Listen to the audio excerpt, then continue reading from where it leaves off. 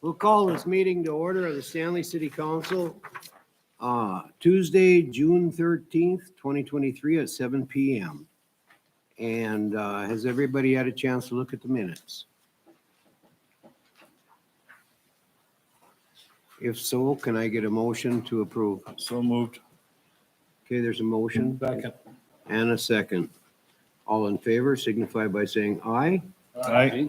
Same sign opposed. Motion carries. Planning and zoning recommendations. Mr. Highbrighter, welcome.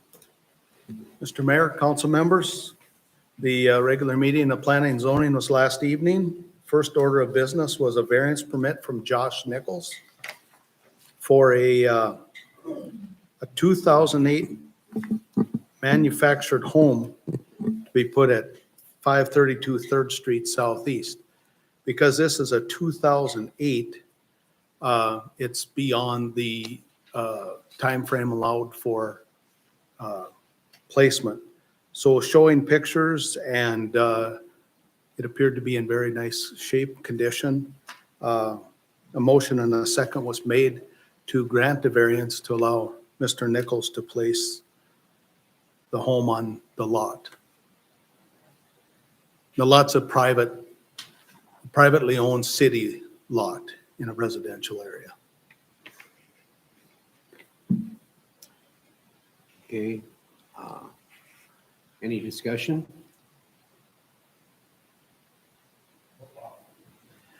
You know, let's see, next to Nate Wyrock's and Billy Joe Hess. Billy Joe Hess lived there, yes, before, correct. Sorry, that's over by Dwayne Limburg's kind of, sort of. One block, Or north, 1 block east. 1 block east, okay. Yep. Motion to approve. Okay, there's a motion to approve. Is there a second? Second. Okay, a motion and a second's been made. All in favor signify by saying aye. Aye. Opposed, same sign. Motion carries. Next up was a conditional use permit for a water pumping spot on the reservoir south of town on the Nelson Hubbard property by H2O Connections, Jarrett Wirtz. A public hearing was set for next month's meeting.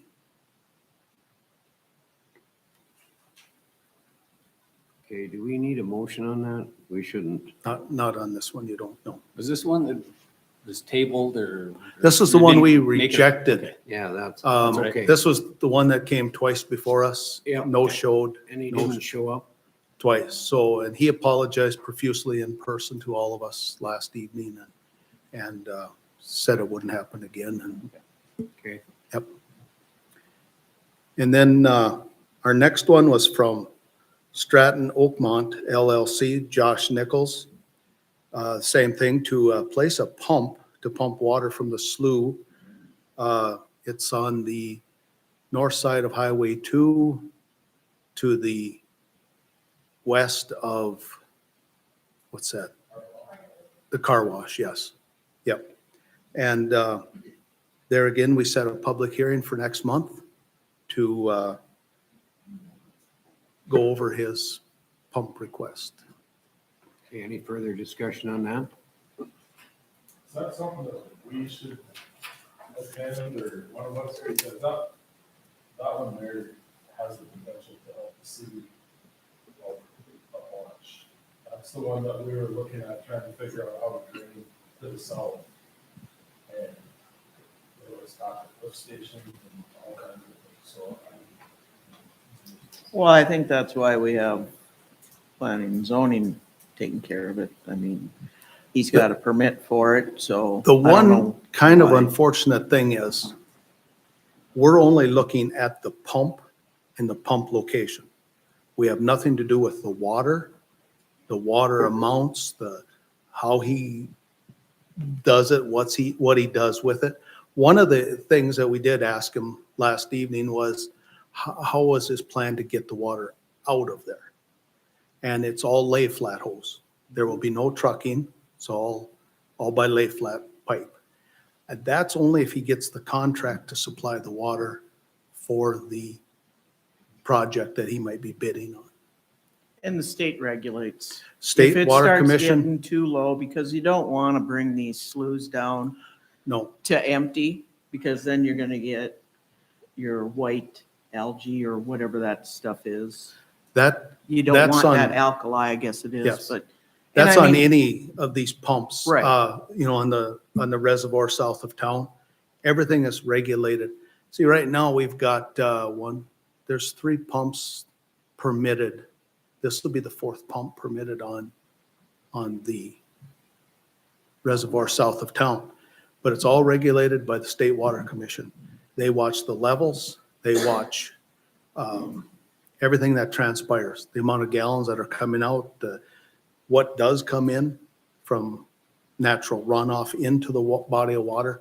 And they also take into consideration, as in down there, that is also the city's emergency supply line for water if something were to happen to the RT line and we had to crank up the old system. So yes, unfortunately, yes, the only thing we control is the pump placement, and that's pretty But much is it. that are you talking about the slough behind the stores out there? This is the Like sewer Target. north side of the road, right, the old fence and the property. Oh, okay. All right. That mobile home area. Yeah. Yep, okay.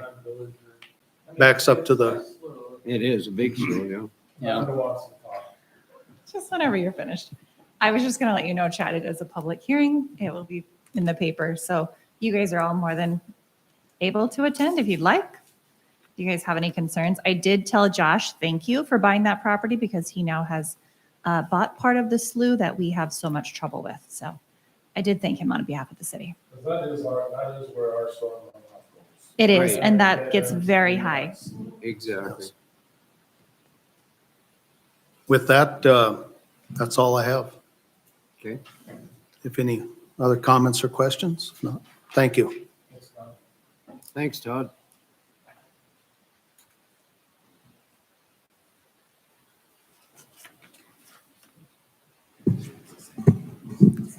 Are you ready?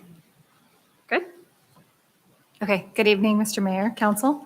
As you can see, we are definitely in the summer months. Quite a few permits coming in. Some of these are like Keegan Shunkies. Those are from you guys approving variances and such in the last month's council meeting. So those are on, that's why they're on there this month. Other than that, pretty easy variety, lots of fences, small pergolas, decks, etc. There are a couple signs. One is going on the new Pursuit Church, and then the Civil Center is updating their sign. And then we did have a couple of special event mobile food permits that have already happened. So if you guys have any questions, I would be happy to answer.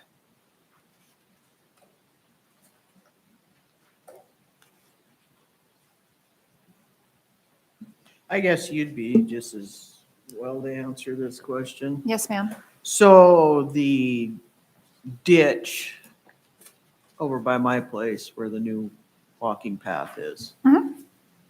Who's in charge of cutting the weeds in that ditch? Is that state? Are we gonna wait It till is the August or DOT, it is the September? DOT right away, but I think normally, I don't know if Tuffy normally mows it. From our previous conversations that we've had on the state right-of-way, the state of North Dakota owns it, the responsibility of the upkeep and the maintenance of it falls to the city while it's in the city property. So not only those ditches there, but alongside of Highway 8 going north out of town, like Grady's Creamery and that, those boulevards, that also falls into our responsibility for maintenance of those. I guess I'm bringing it up because it's starting to get pretty tall. And also I noticed that the nursing home or the Bethel Home Maintenance was out there spraying to kill some of the weeds because Some of the they're weeds are getting- coming up from where they hydroseeded too. And I don't think, I mean, even if Tuffy could do that, she can't mow that this year or right now, not until that grass starts growing, I don't think.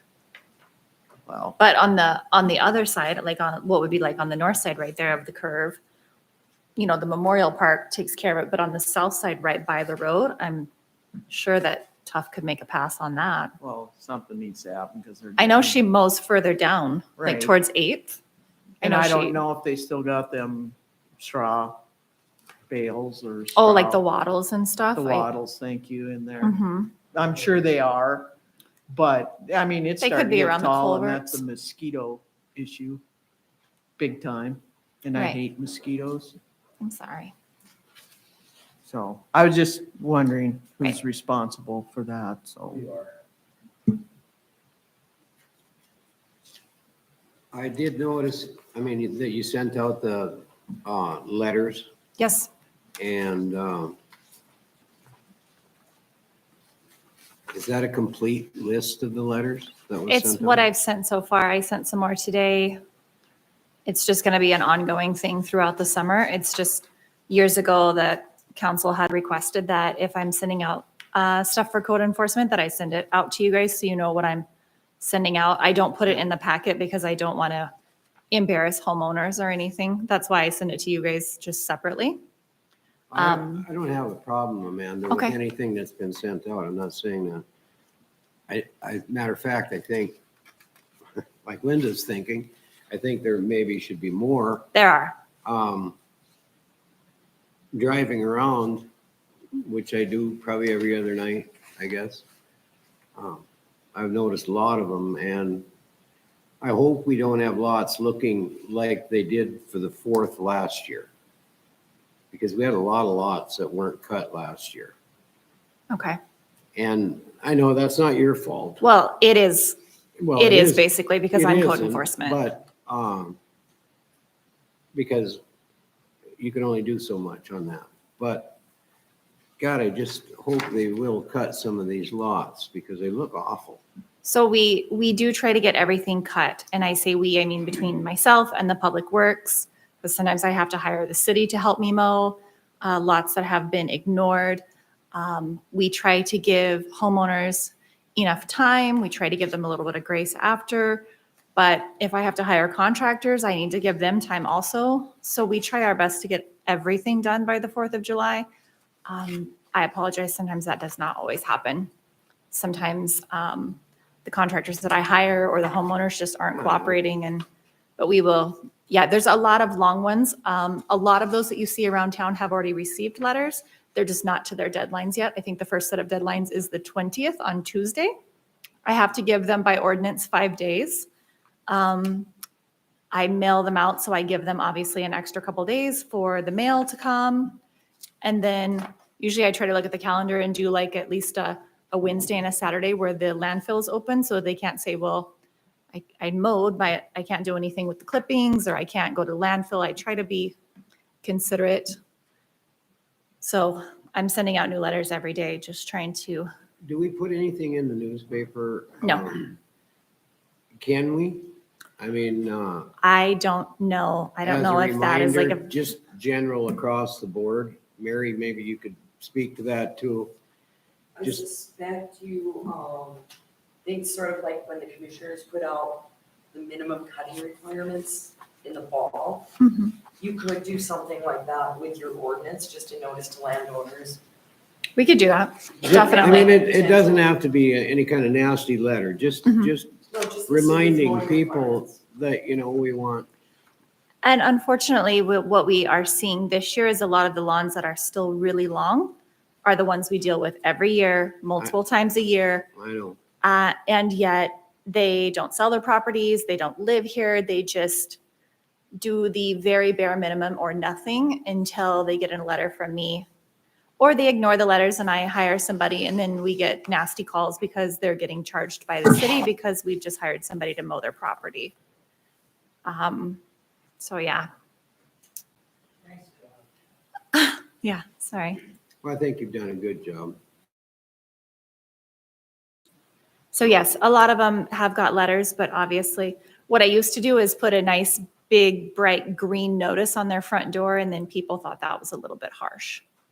It was effective though, because when your neighbors see the big green notice on there, they're like, hey, Amanda posted it, you should mow your lawn.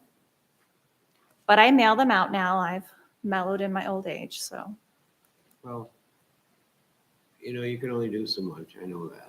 So, I did speak with some of my contractors today though and just let them know, hey, we've got the 20th coming up. I will be calling you on the 21st, trying to get on schedules, and they have given me their word that they will try to cut out as much time as they can within their regular, scheduled weeks.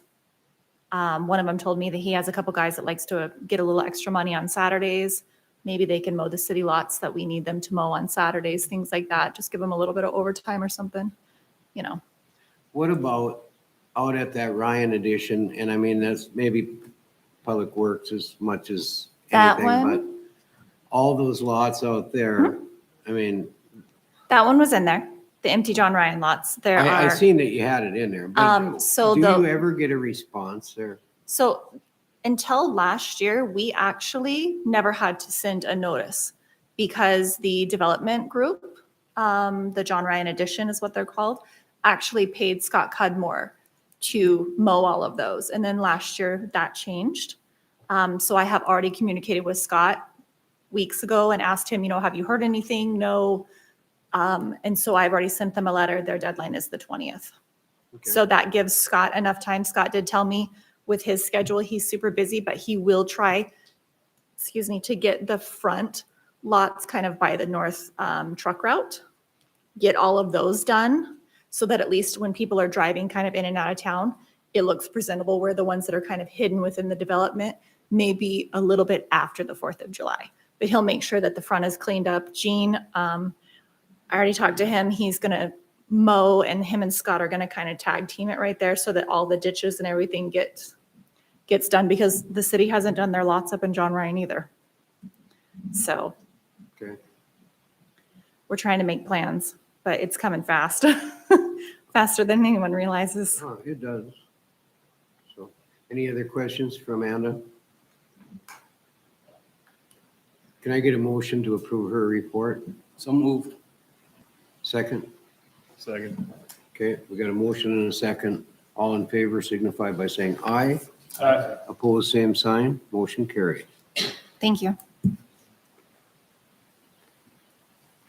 Shane Gettle, legislative report.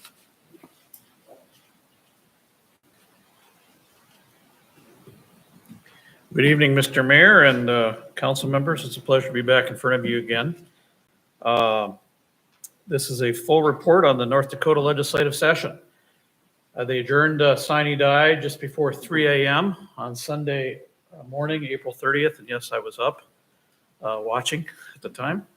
Wrapped up on the 75th day of the session. They have 5 more days. Constitutionally, they can have 80 days. They have 5 more days. They can still call themselves back into session anytime in the next 2 years yet, or 18 months, I should say, to bring themselves back in session if they wished. Nearly 1/3 of the members of this session were elected for the first time. And in my experience with the legislature, this is a lot of newbies. And we also had new leadership. There were 2 new majority leaders, 1 new minority leader, and 2 new appropriation chairs. So there's a lot of folks getting used to the lay of the land. There were 932 bills and 56 resolutions introduced, and the governor signed 583 bills. He vetoed 7 in their entirety and partially vetoed Senate Bill 2015. So 5 of his vetoes were sustained and 2 of them were overridden.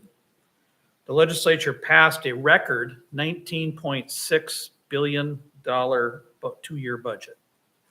Now, most of that was driven by federal dollars. We got a lot of federal dollars still floating around and needed to be reappropriated in some cases because of COVID relief, the American Rescue Plan, et cetera. It's not a record in terms of state dollars. Our record in state dollars was set back in the 2013-2015 biennium. So we're at $6.1 billion in state general fund spending, which is the record is 6.8. So we're still shy of that. These are the issues that were really high level throughout the session. Tax cuts, ended up with a tax cut package of $515 million. I'll get into some detail about that. PERS reform, which of course affects all the political subdivisions, which are subject to the public employees retirement system. I'll mention some of that. Workforce was a major issue throughout the session. really significant childcare package of $66 million was passed. Spent time on mental health and a comprehensive response to that. We do have record funding for K through 12 at $2.5 billion, higher ed at $3.3 billion, and there's a tuition freeze in place there. And then water was a big topic as well. Cultural issues also dominated a session, bills on gender identity, abortion, and access of minors to books and material with materially explicit content. Those tend to dominate the news a lot more than some of the other things up above. I'll start with the oil and gas distribution formula. Remember, we've got an extraction tax and a production tax. This is the extraction tax. It's a lot simpler than the distribution on the production tax. Extraction tax, for your purposes and interest, funds 20% of the extraction tax collected by the state funds the Resources Trust Fund, which funds all the water projects in the state. On the production tax, there's a 5% oil and gas production tax. 4/5 of that flows out through the counties and down through the formula. And ultimately, we get to what Montreal County gets distributed 20% to the incorporated cities. And so that's where Stanley gets its share at that bottom green part of the distribution formula. There were some changes made, but nothing that impacts the distribution that Stanley would be getting.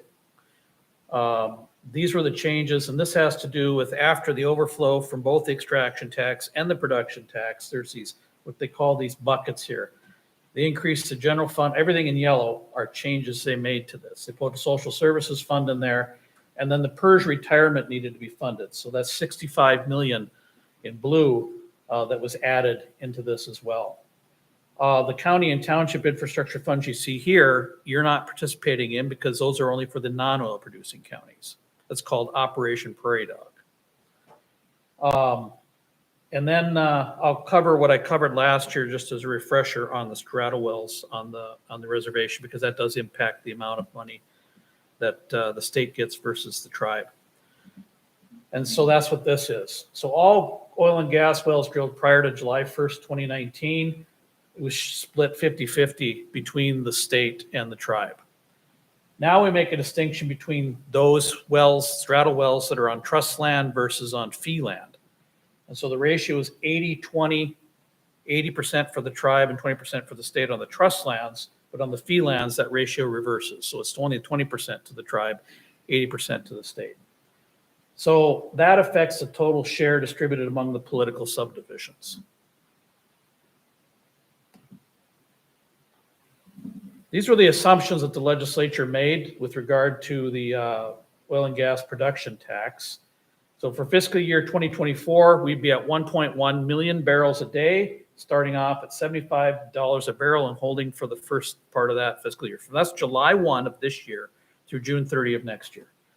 And then moving to 1.1 million barrels a day, holding there, but decreasing from $70 per barrel down to 62 through the course of that second year.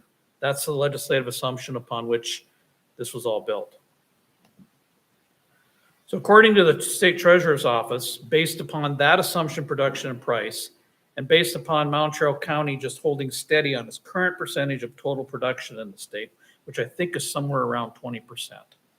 The formula should generate approximately $4.2 million in fiscal year 2024 for your budget and $3.96 million in fiscal year 2025. So for the biennium, a conservative estimate for what you would receive out of that distribution would be $8.16 million for that 2-year period. Now, if we increase the price of oil by about $10 per barrel over those legislative assumptions, then the formula would generate about 20% more. And so that would bring the biennium estimate up to $9.79 million for the biennium. All right, so what's that? Did they figure it the other way? I didn't ask them to do that. The legislature thinks this is a pretty conservative estimate that they were willing to bank the state budget on. I could do that though. If I asked them to, they would. So if you want to have something less conservative around which to build your own expectations, I can certainly produce those numbers and turn them around for you. But this is a pretty conservative case. The legislature cuts down what the forecasters that come in, the professionals that come in and tell them, and then they kind of go underneath that. And so they make the conservative case even more conservative than what the experts have usually put into play. So in this case, I would say the conservative case is an average of 4.08 million per year. I just averaged that. The moderate case would be 4.9 million per year. And so that's your range for the next 2 years, 8.16 to 9.79. That is slightly up from when I was in front of you 2 years ago in terms of the estimate that you would receive.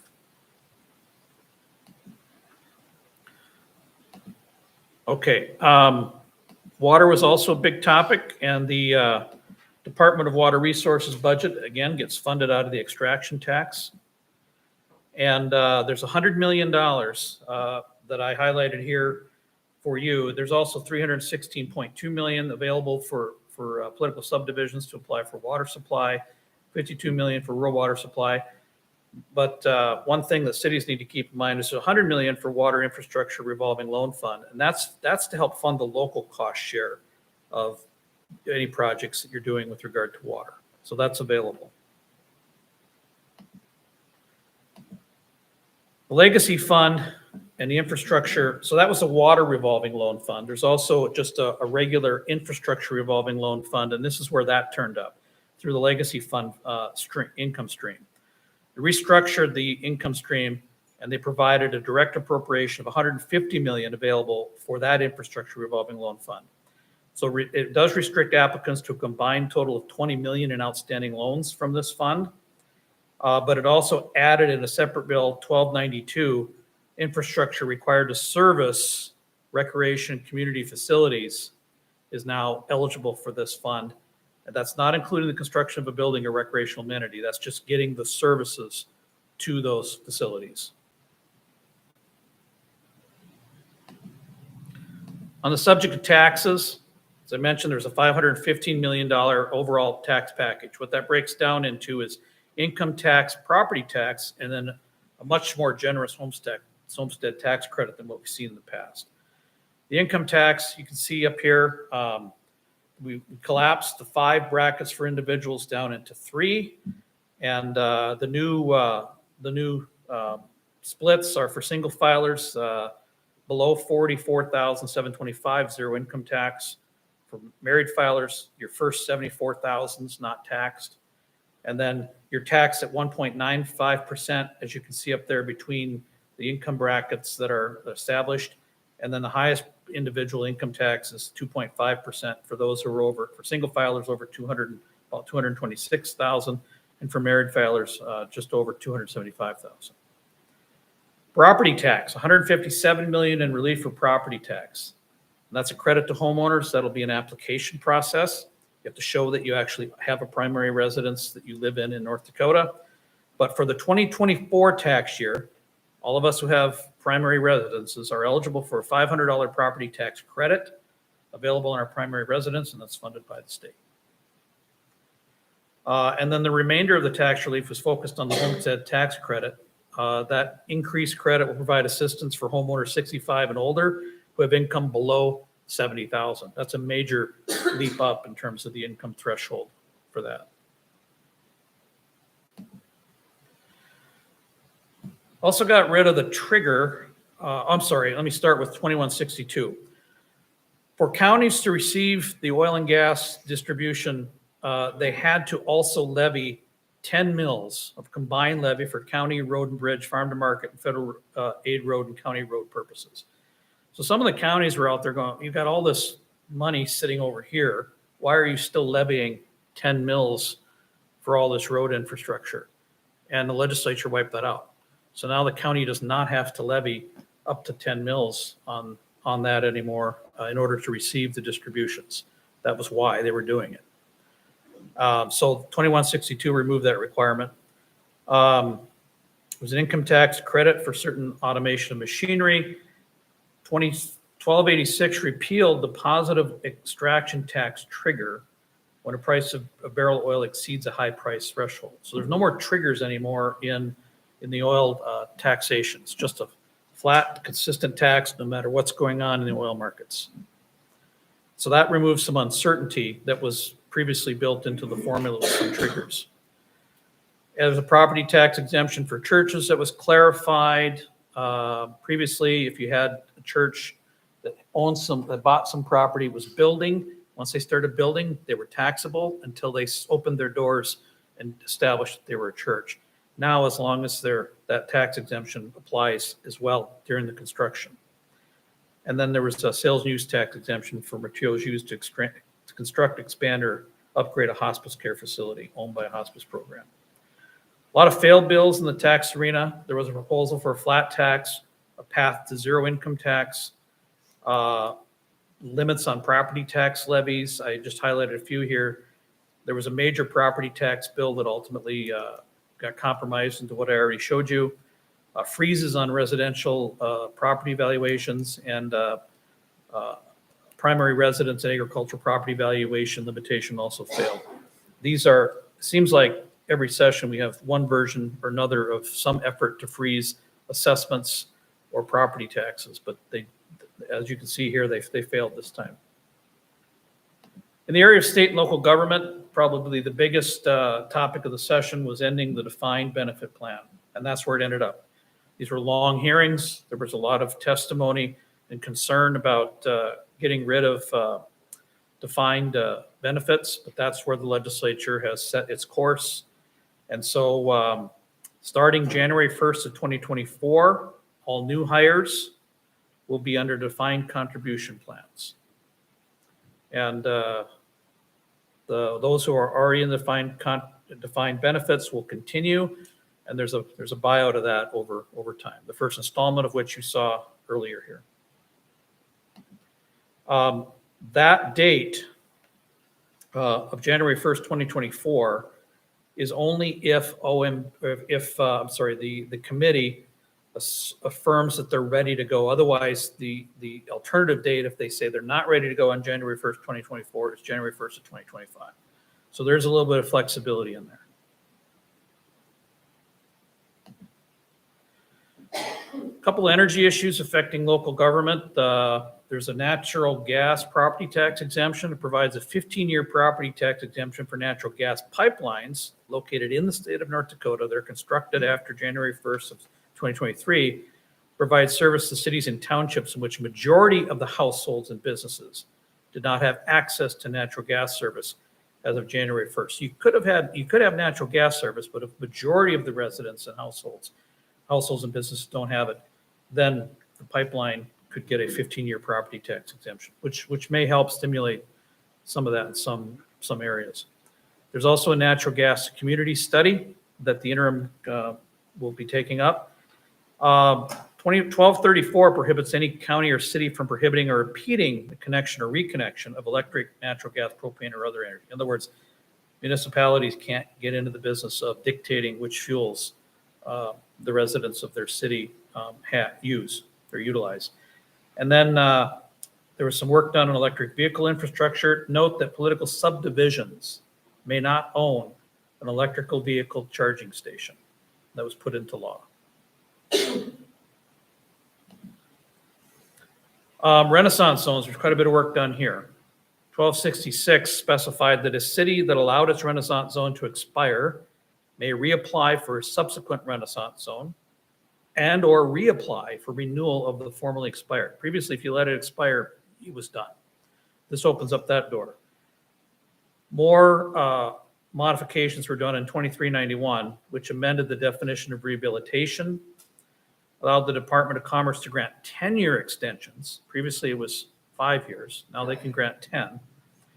You can now have 2 islands that are disconnected from the primary Renaissance zone area. Previously, you could only have 1, and that's up to a 3-block area. And then any parcel of property, though, which previously received a property tax exemption, may not be eligible for a subsequent tax exemption until 30 years have lapsed. The idea is they put in the improvements. Let's let those improvements bear out their life before we grant the particular property owner that tax exemption again. And then there was some work done on foreign adversaries. The city may not procure, authorize, or approve a development agreement, building plan, or proposal relating to city development with an individual or government identified as a foreign adversary under federal regulations There's some good standing exceptions in there to look through. But with more and more foreign investment coming into the state, that's something that communities watch for. This was driven by the Grand Forks situation and is now something that'll be applicable to all political subdivisions. The content of our 2121 requires a written notice from the county treasurer to taxpayers shall include the actual amount of the special assessment installment payable against the parcel in the immediately preceding taxable year. One bill that did fail was a bill that would propose that your preliminary budget would need to be presented to voters and be approved before you could move forward and finalize it. That bill failed. There was a bill regarding non-conforming structures in the zoning arena that failed. And then in terms of your operations, House Bill 1120 requires at the beginning of each regularly scheduled meeting of a governing body, that's you, that members must be given the opportunity to participate in a voluntary recitation of the Pledge of Allegiance. So that'll be in effect beginning August 1st. Amen. So you should start your meetings with the pledge from now on, for sure. Terms for local elected officials. 1293 specified that city council terms are 4 years commencing from July 1st of the year elected, and that your organizational meeting was changed from the 4th Tuesday in June to now the first meeting in July that you choose. So you got a little more flexibility there in terms of when that first organizational meeting will take place. Firearm restrictions were put in place for home rule cities and counties that they can't put forth an ordinance related to restrictions on firearms. And then there was a 2121 also included content of the estimated property tax and the budget hearing notice. It requires that the actual amount of special assessment installment payable against the parcel in the immediately preceding taxable year. I guess I mentioned that earlier. Quite a bit of talk about the audits of political subdivisions. 1508 requires now that the state auditor report quarterly to the Legislative Audit and Fiscal Review Committee regarding communication with entities that are audited, its own billing practices, its information on audits, and the audit schedule. 2180 raises the hourly rate that the auditor can charge from $86 to $90 per hour and allows the governor to request an audit of any political subdivision. And then the Office of Management and Budget bill had a requirement that the auditor will go through a performance audit of his own department. And a lot was specified as to what that performance audit shall contain. On the legal side of things, publish now means, when you publish a legal notice, it now means that publish means dissemination in the print edition of a qualified newspaper or in the newspaper's e-edition if it has one, or both. Previously, it had to be in the print edition, and now the e-edition qualifies. 2138 removes a prohibition for municipal courts to not operate on Sundays, and now leaves it up to the city to decide if you want municipal court to be open and available on Sundays. 1325 sets fines for failure to adhere to stop signs and stoplights. It sets it uniformly now for both at $40. A state government entity or a political subdivision in employment on the basis of whether an individual has been vaccinated or the vaccine authorized under an emergency use declaration by the federal government. That's the status that COVID-19 vaccines have had from the beginning of their entry into the marketplace. And then 2370 allows joint powers agreements now between political subdivisions to be created and used for cooperative purchasing. Eminent domain was a big topic, but none of the bills that proposed anything passed. One of them would have awarded 33% in increase after you get through the whole process. You've offered somebody some funds for their property, they refuse. You got to go through the eminent domain process. At the end of that, it would have just tacked on an additional 33% on the award. The primary argument being that why would anybody settle? Just roll the dice, go to court, and get your additional 33% over fair market value, whatever that award would be. So that went down, but it got a lot of play. There were two bills actually that proposed that. A lot of this was driven by anxiety over the carbon dioxide CO2 pipeline that's coming into the state, but most of these went down. All of them went down. Workforce was a big topic. There was work done on occupational licensing and a few bills in that arena. And then the state labor department now is to review all of the occupational licensing entities and look at uniformly how they're treating people coming in from out of the state, how quickly can they get their license, if they've been practicing in another state, et cetera. I mentioned the big bill on childcare. This outlines some of what that funding goes to. There's $22 million to expand existing child care aid programs for families with an income below $80,000 per year for a family of 4. $15 million to incentivize existing daycares to take on more infants and toddlers. $15 million for training of childcare workers and incentivize daycares to start up new businesses and take on new clients. And $5 million to match private employers' contributions for their employees' daycare costs.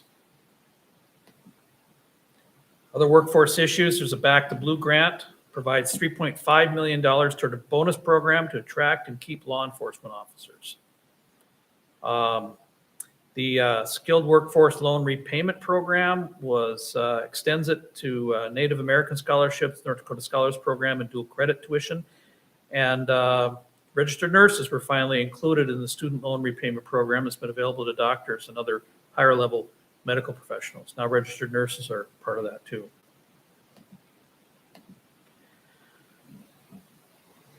Those running for school district must now file campaign contribution reporting requirements. It adds similar requirements that those others running for elected office had to follow. Secretary of State now has a lot more discretion to exercise judgment as to the validity of signatures on petitions. There's some work done on campaign finance disclosure, and a proposal we'll all have the opportunity to vote on, and that's a proposal to make it harder to propose state constitutional amendments. It would limit, if it passes, this will be on our ballot, next general election. We'll have the opportunity to vote on this. It would limit future constitutional measures to a single subject. It would limit the circulating of these to those who are eligible to vote in North Dakota. So out-of-state circulators wouldn't be allowed if they're not eligible to vote here. And require voters to approve a constitutional amendment at both the primary in June and the general in November. They have to pass both of those. So that's what that bill would do if we as the voters approve it going forward. There was a bill to prohibit approval and ranked choice voting. Approval voting is what Fargo's been doing. That bill failed, so Fargo could continue to do that. Governor vetoed it, and the veto was sustained. Did pass. A few things on military and veterans. 2293 exempted military pay from North Dakota income tax. Minot got a pretty significant grant that'll affect the work that'll eventually be done to completely overhaul each of the missile silos we see in this region. And Minot got a grant to help start preparing for that big workforce that'll be coming into the region in the next decade to overhaul those missile silos. And the Fisher House got $500,000 or $500,000 for the construction of the Fisher House. It's like a Ronald McDonald House for families of veterans who are undergoing serious medical treatment. About the libraries, one bill that did pass was 1205. It prohibits a public library from maintaining an inventory of books in a children's section that contain explicit sexual material. It's got a lot of highlight, but this is where they ended up. A broader bill failed, and 1205 was broader initially, but got sort of narrowed down to this particular focus. Cigar lounges are now permitted in North Dakota. This is a specific exemption from the statutory smoking restrictions. Cigar lounge has to have 20% of its sales be cigars. The rest of the sales can be other things. That's how they defined a cigar lounge. Or I'm sorry, I might be wrong in the percent. Maybe it was 15%. I'm not sure of the percent, but pretty high. This gets us into what studies are going forward. Legislative management met on Thursday, May 25th, and then they met today again. They actually formed the committees just today, this afternoon. I was listening to it on my way up here. and determined all the committee membership. So what they're going to study in the interim, some of the things I grabbed to share with you was the effect of electric vehicles in the state, the accessibility of natural gas in small communities, sustainable energy policies, demands on electricity, stability of our grid, et cetera. Nuclear development is also included in here. They also chose to look at services of the State Crime Laboratory, the Emergency and Interoperable Public Safety Communications System, and the infrastructure development by private operators. That has to do with agency construction management, procurement procedures, and construction management at risk delivery methods. That'll be an interim study. Others include equitable application of the North Dakota Criminal Code to youth charged with juvenile delinquencies, restrictions on carrying firearms and dangerous weapons. Specifically, they must have input from Association of Counties, League of Cities, et cetera. The recording practices of local and state law enforcement during custodial interrogations, laws and practices of the child welfare system, statewide criminal history record check processes, improvement of reentry outcomes for incarcerated adults and youth. A big one on the municipal courts. This is a pretty significant study. Municipal courts haven't been studied this extensively for a very long time. People were asking how long it's been. I think it's been several decades since there's been this kind of an exhaustive study. So this will be a big topic in the interim about how our municipal courts function. There is a continuing study of the retirement, public employee retirement system. This will be mainly about how's the transition going to be going.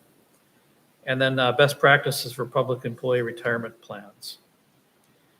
There'll be an appointment of a legislative tax relief advisory committee to study ongoing income and property tax exemption for elevators, warehouses, and other farm structures that are currently classified as commercial property, but are privately owned and being only used for private storage. A pretty extensive study on charitable gaming, and then the impact of political subdivisions levying special assessments against other political subdivisions and the overall impact on taxpayers. On workforce, they'll be looking at training, utilization of autonomous systems that can replace workers, our early child care programs, and the feasibility and desirability of creating a state office of apprenticeship.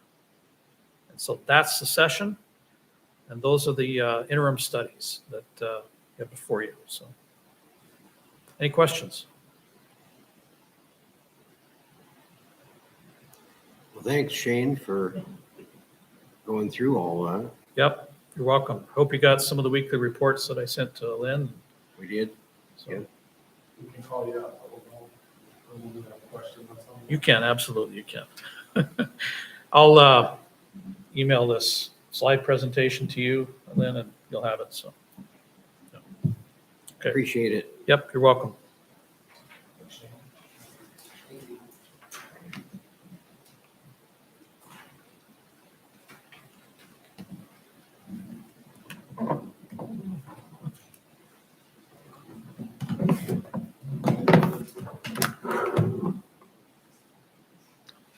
Okay, Brenda Hugda, Jay Sandstrom on the Lagoon Road.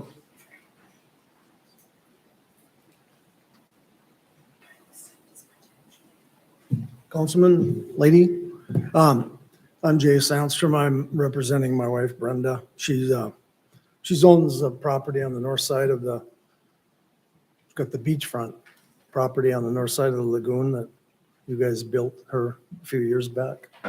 We probably should have had this conversation several years ago, but I guess I wasn't given the go-ahead to pursue it. But she's finally decided that she would like to look for sale of that property, but we've got that road, and there's great question as to who owns that road and who's to maintain it and so on and so forth. The city is, since you developed that new lagoon extension up there, is considerable wear and tear on that road.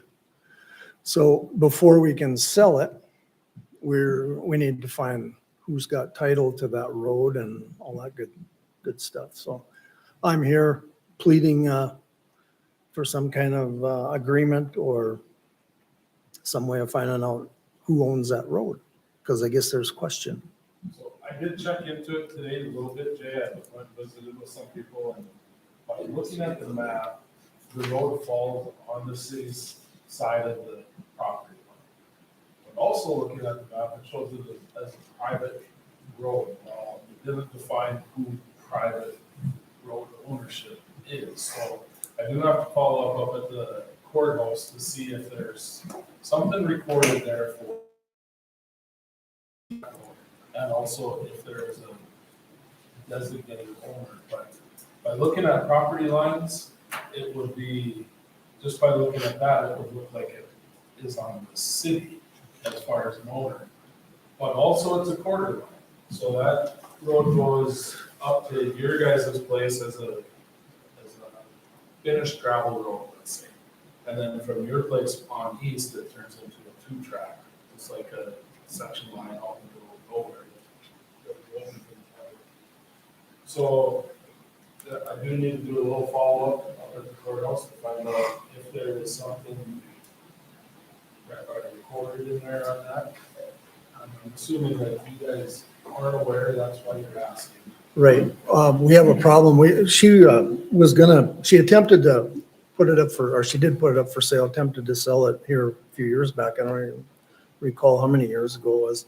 And we came looking for the abstract. And the abstract, whoever, the person that got the 120 acres when Brenda and her previous husband separated, the abstract disappeared. But I don't think it disappeared. For whatever reason, we haven't been able to lay our hands on that abstract. So I've asked a realtor to begin a new abstract on that. And she's the one that kind of said, you're not going to sell that property until you secure the access to that road. And it never was a question until the city of Stanley built that lagoon up there, and then the trucks were using it. So the road's getting pretty hammered out, especially when you get the gushers like we had in the winter like we had. And I do know that our public works group, because I just stopped and visit with them too, they do waive that. It's not on a set schedule once a month, or it's a schedule that is as needed. So if it washes, they'll blade it. If it's, the edges are growing up in the fall, pretty much the same concept as on the rural township area. Right. It's not bladed every month. We'll never test. That's how it's being. The city had never maintained that road prior to the lagoon, however. Yeah, probably not, Right. because we would have never been using that. Right. And now So, that we do use it, they do blade the road. right. So, well, anyway, I guess I'm looking for direction here as to what we need to do, either you or I, or what you're gonna do, or do we need to have legal assistance in this thing, or so? Because the other thing is, there is, and Ryan, you can correct me if we're wrong in this, but once a road has been used for X number of years, it's an open for the public type road. So if we have a section line that goes strictly to a house on it, and they wanted to close the section line, and because it deviates off of the section, it's kind of like this one does, it deviates off the corridor. Center of the building. And there's North Dakota Century Code that's a not close. So that way we're gonna have to always remain open to that property. See, that might be where there's gonna be a legal battle, because first of all, Brenda was never given notice that project was gonna take place in the first place.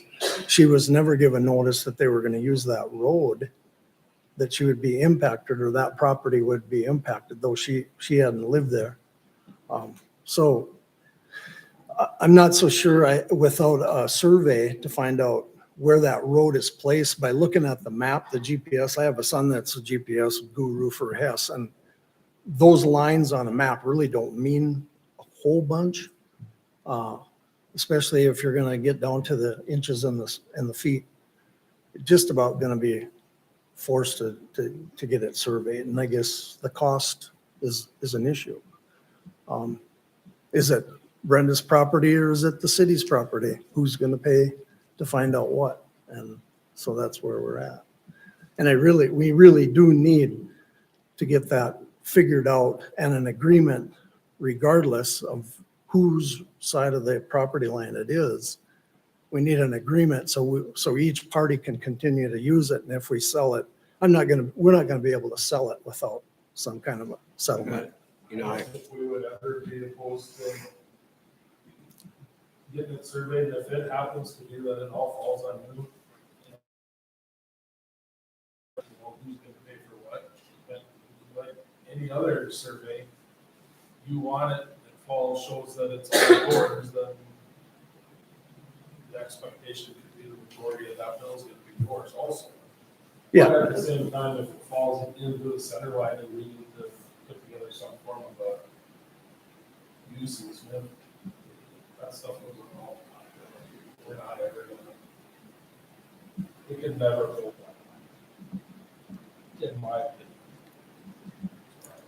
Well, prior to the lagoon shoreline up there, Brenda had posted it, no trespassing, because she was getting traffic to the Nichols to the east, and there was never ever any objection. And actually she did post, she had to post it because the trucks were pulling into the yard and backing in up to the lagoon. So it's been an issue, and we need to get it figured out. And I apologize that I didn't initiate this sooner, but I guess I was thinking the city was going to initiate it. I guess if So, if Anyway. you're wanting to get it figured out, what's that? Push your button.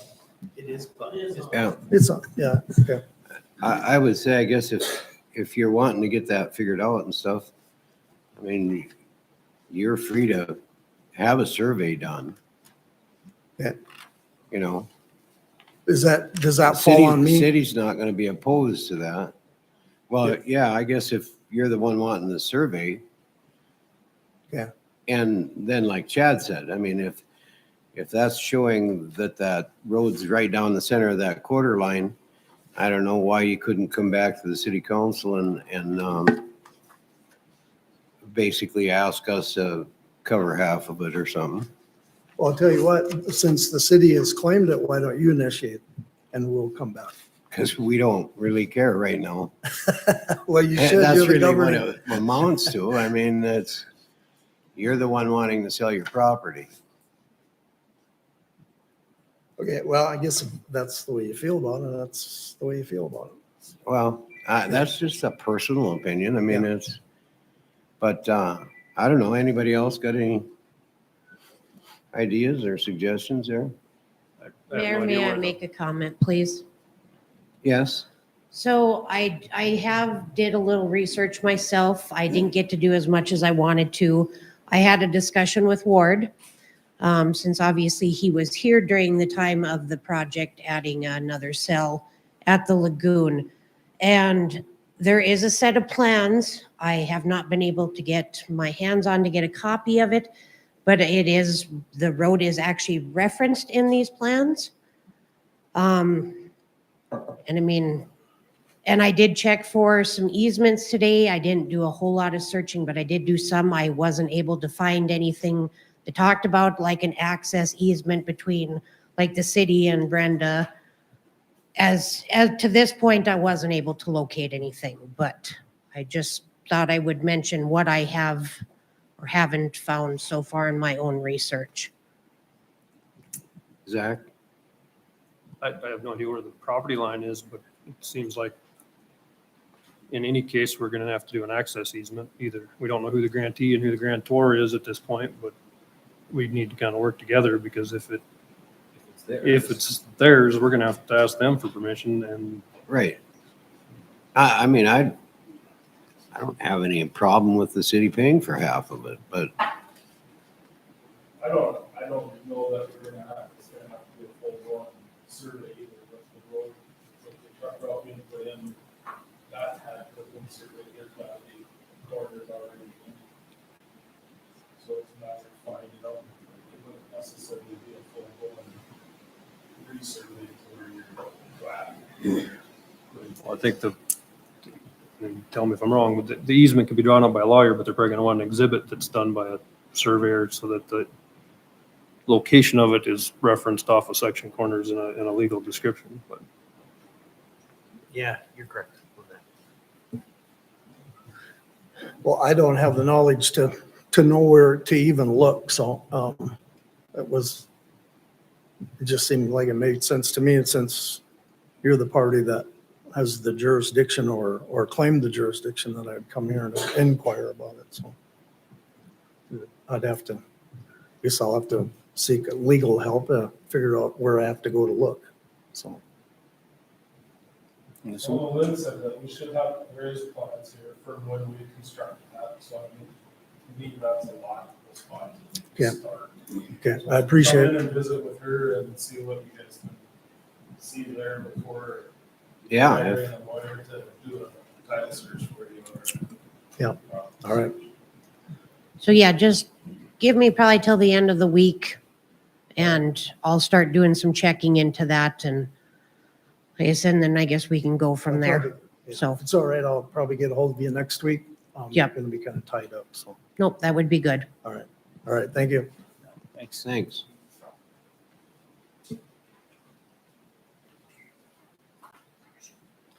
Okay, that city lot from the Pursuit.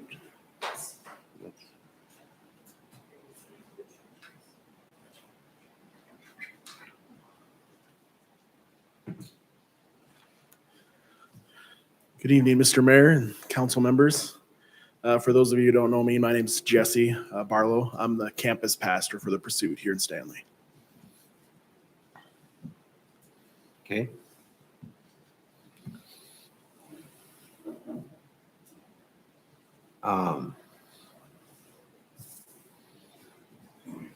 According to Lynn, we received a letter. Okay, yes, so you should actually have in your council packet, I did receive an email yesterday from Nicholas Bowden stating that they are accepting the original purchase price of the 7,900 that the city had come up with and was included in the purchase agreement. Obviously, he also mentioned though that there was discussion on the right of first refusal because in the right of first refusal, it does specify that we could receive it back at the same price we would sell it to them for. And I know there was discussion of a fair market value. And my discussion with Deb yesterday, which you'll also see, I also provided you a copy of kind of some suggestions she had come up with. But before we can proceed, and if we're going to modify the right of first refusal, we're going to need to, I guess, discuss that and make modifications and then obviously have action again on the right of first refusal.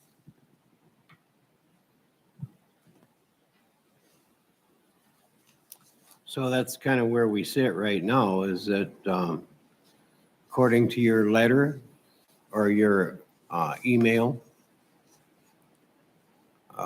you wanted to confirm basically that you're okay with the 7,900, is that correct?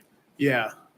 Yeah, we were okay with that. And like she just stated too, the main thing was from, I believe, the previous council meeting, you guys had talked about the fair market value, about that being changed or in the wording. And I guess that's the big thing we wanted to make sure was adjusted.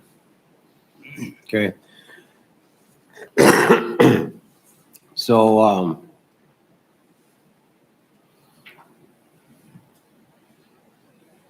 I guess my recommendation would be that basically we buy it back for the same amount of money and any improvements done that they could remove.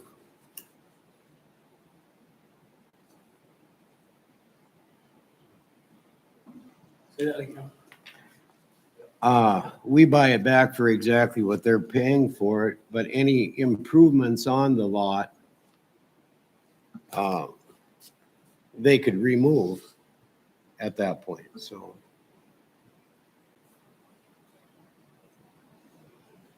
What's anybody else's position on that? Yes, I think, was it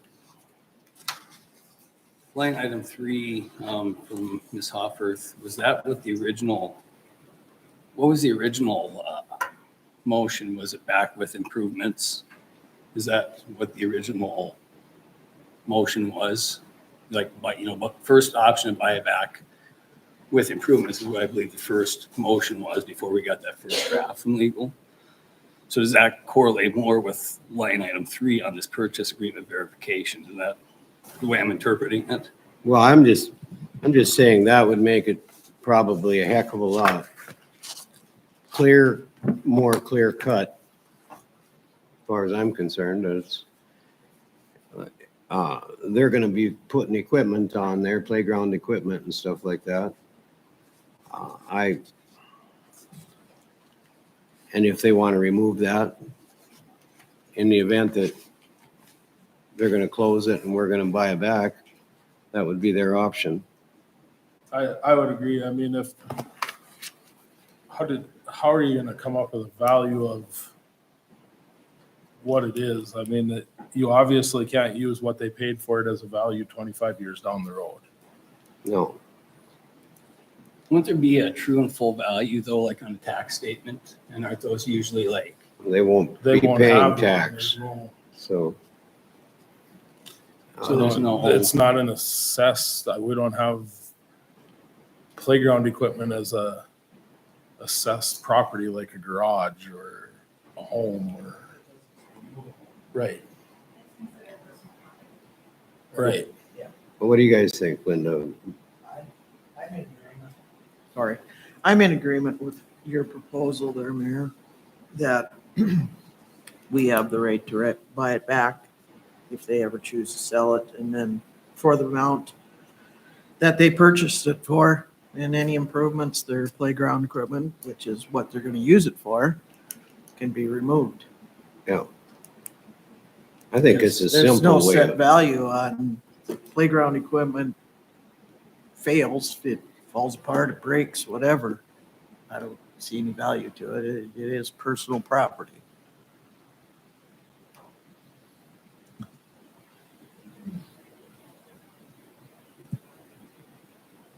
I guess I'd like to hear what you guys' thoughts are in the process of this also. Well, the email that you guys had gotten was from Nick, our executive pastor, so my boss essentially. And from what he was under the assumption, like I said, from the last meeting and the notes and everything that was received from that, they were, I guess, they were under the assumption that it would just, that you guys would have the right to buy back, but then it would be assessed at the fair market value. And I guess that's what we thought was going to be moving forward. I guess I didn't know that this was the route that was going to be taken tonight, I guess. So as the far as fair market value of the lot itself then is what you guys are looking for, the dirt. Am I understanding that? Is anybody else understanding it that way, the fair market value With of the the rest of property? Because you can't assess a value to personal property, right? Is basically what you were referring to. Just that the playground equipment is, if you have it at your house, it's considered personal property because it is removable, just like any playground equipment. The fence, obviously, that you guys are going to put in there, that would have some type of value because it's a little bit more sustainable, but it could be one of those things where they put in the playground equipment and in 10 years they replace it and put different, new, more, less, whatever they need. So I think if the fair market value would be any permanent improvements plus what the lot is worth also. So I think it would just be maybe that fence if that's. because I don't think we were, I mean, just hypothetically, if we put in $50,000 in playground equipment or whatever it costs, I don't know those numbers. You know, we understand too, like after 10 years, it is going to, it's going to depreciate. We aren't expecting, okay, well, this is what we figured out and we're expecting this. That's not what we're just saying, like what you were just saying, the fair market, any improvements that are there that would add on to that is what we were looking for. Yeah. So essentially it'd be the 7,900 plus any permanent improvements. And I think, I mean, at the time being, I think, I don't know if we could write it into the contract where, I mean, it'd be, you know, could be behooving on the pursuit to get the appraisal for the way it sits, you know, taking into account of depreciation. But I think those numbers are easy to come by, you know, if it's on, you know, if it comes to sale. I can have a hard time believing somebody couldn't come up with, all right, here's where it's depreciated. It's not like it's a house where houses hold their appreciate value. So I mean, is that something third party, you know, appraisal could do down the road? Sorry, I just got a text from Brianna, our city assessor. She said if the intent is to keep the playground there permanently, it can be assessed as real property. It is based on the intent. If so, they can get an appraisal done for fair market value if they decide to sell it back. That's coming straight from our city assessor. She's just not here. She's texting me. Mayor, may I make a comment? Yes, you That may. was one of my discussions with Deb yesterday as well, that, you know, like the motion that was actually made back in December was to, yes, approve the sale of the city lot to the Pursuit Church for fair market value with the stipulation that the city, has first buyback option at a fair market value if the Pursuit ever decides to sell the lot. And initially, when I had discussed it with Deb, that's where she said there should be some clarification though on what you mean for fair market value. And then yesterday, my discussion with her was possibly having a third party, you know, appraiser come in, you know, probably at the city's choosing to have the assessment done. If that was more comfortable with the Pursuit than obviously having our assessor do it. And I don't personally have a problem with that. I think that those numbers are easily come by. I think that's what the spirit and the intent of the first conversation was. I just don't want to buy $70,000 worth of park equipment. I don't either. In 12 years. Because what are we going to do with it? It's of zero value to the city. I guess, and my question is to Mayor, if I may, I mean, we had an assessed value of that property, correct? And we lowered it We did. to the 79. So initially that property was assessed at, I believe it was 10.5, and there was a 25% obsolescence applied to it, which dropped it down to 7,900. And that is what the city decided to go based off of our assessment of it in our system through the county and the city. Because I don't want to buy something or sell something at a reduced price and then it gets assessed, the property gets assessed as higher. Yeah. You know, I agree. and then we're stuck with buying playground equipment we don't want. I still stand on, I guess, what I was recommending, that any improvements that they make to it, they can take with them, but we buy it back at the $7,900. I think that's fair to everybody.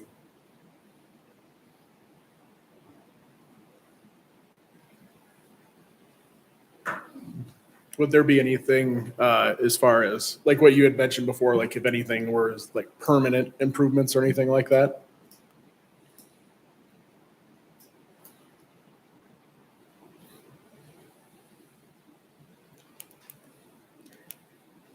I guess they could put in there, if there was permanent improvements to the lot itself, like if there had to been some grading done in there or something like that, but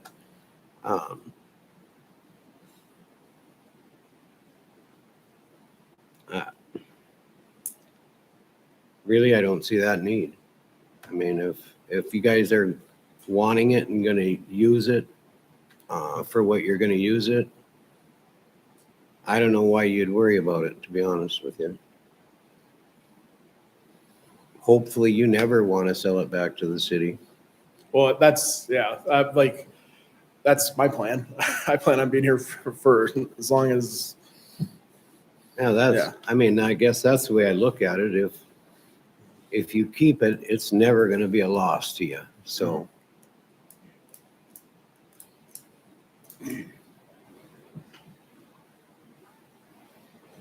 Any- Just say a couple things. I really think either way should be agreeable. Just a little bit careful what we wish for, because if I had a piece of property and I knew there was no way I could get anything back out of what I put into it, I'd probably put the bare amount into it, Right. and they're gonna put removable things in there basically, if that's this agreement we're under, which maybe works just fine. Just think there could be some grading, some landscaping, some things that they would do if they knew they could get something back out of it, or maybe they won't, or keep it to a very minimal. The problem is we're a city and we deal with infrastructure. We're not the park district. We don't own parks. The city park board, who is elected by the taxpayers in that political subdivision, that's who manages a park. So we would be forced to do two things. If we did buy it back, we'd have to give it to them for whatever they would be willing to pay, if they would be willing to buy it, or deed it to them for free, essentially. And I don't know that we can do that. I mean, I know there's guidelines for it, but if we were to retain it, then it falls into that whole insurable business, and that's why we have a park district, is for them to manage something like that. Okay, so I got one more question.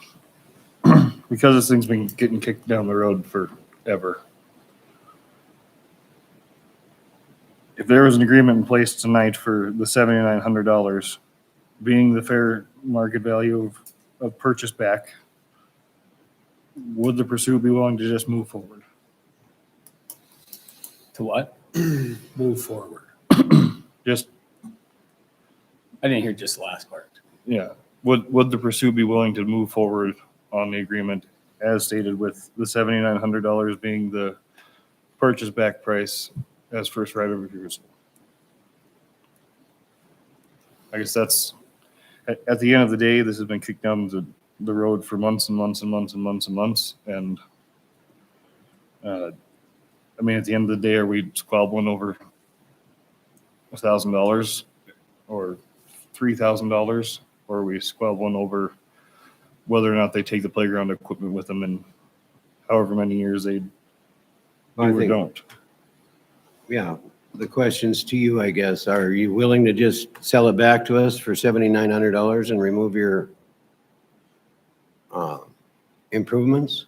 I was gonna say, I'd probably have to give my boss a call. I didn't, I guess like I had mentioned before, I thought the agreed upon measures were already going forward. And so when they asked me to come here, it was just making sure everything was in place. But I know, I get what you're saying. I just would say I would need to get confirmation before I just agree to that. That's all. Okay. I don't know, why don't we just see where the cards fall? I would something along the lines of fair market, or whatever the fair market value is, 75% of that. Is that meeting in the road big enough? I don't see playground equipment appreciating over time. I'm just spitballing ideas here. We do the 7,900 and say 75% of fair market value down the road is the city's option. Is that a reasonable compromise? I don't think so, because I don't think we want playground equipment. I don't know. That's my opinion. I mean, because lot's been doing nothing for 60 years. I understand we don't want playground equipment, but, hopefully we won't ever have to have the conversation, but we got to have the details. But it'd be nice to just get it over with tonight. So it sounds like whatever we come up with, he's gonna have to ask approval on anyway. He can't make that.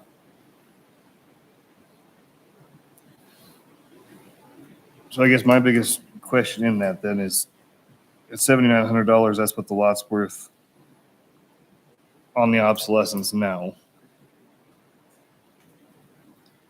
Forgetting the fact of playground equipment for a second, if they make improvements to that lot, and then we have first right of refusal, I have no idea what that would be worth if they were to make improvements as far as permanent improvements, if they, were to grading, like you said, or concrete work, all those kinds of things. I mean, at the end of the day, if the answer is it's $7,900 and then they can take their stuff back, if they put in a concrete anything over there that's permanent like that, they're going to go in there and have to bust it up in order to. It's going to look worse than it does now. Well, I guess you can put that in there, that it's got to be back to its original condition if they turn it back to us for $7,900. That's pretty standard, actually, on any agreement. I'm just saying, that would be a place where everything's black and white. If you never plan to sell it back to us, if you plan to have that for a daycare forever, it's not an issue. If in 3 years, something comes up and you say, well, the playground equipment's worth $50,000, guarantee you one thing, I wouldn't be for buying it back. Yeah, and like my comment stated, is I wouldn't want the playground equipment included in that value anyway. It'd be any type of permanent improvement. Playground equipment is not. So Like that's any real property improvements. right. I agree with what you're saying. I mean, if they put in a $4,000 fence and they put in $8,000 worth of a concrete slab, I've got no problem having that as a cost to cover. My Just problem tied to- is the expendable equipment that, I mean, we can make that be whatever you want for a value because Yeah. you just can't. I mean, are you going to say go 10 years down the road, go find that equivalent equipment that's been used for 10 years, but what's the new value of it to replace it with? So I guess my proposal then would be the $7,900 first right of refusal plus permanent improvements being assessed value as fair market. What do you, Ryan, and your opinion on that, can that be written up? Yes, we can do anything you can make up, we can do it. We can write it in there, we'll make sure it's everything, if that's what you want. To exclude. Yep. Along with exclusions. If Yep. you Oh, yeah. so word that. Mayor, may I make a comment? Yes. So that kind of goes along with number 3 in Deb's email that states that, yes, you could do the purchase price plus the cost of the improvements. But she does have in parentheses there, we would need to set out how the cost of the improvements are determined. So I don't know if we'd require that they have to show proof, of the improvements, the permanent improvements. The permanent improvements would have to be showed proof anyway, because they'd have to go through Amanda. The cost of. And there would be no building permit fee being it's a church. We waive that every time. So it's not like that costs some money. They just have to file the permit just like everybody else so that we have record of it.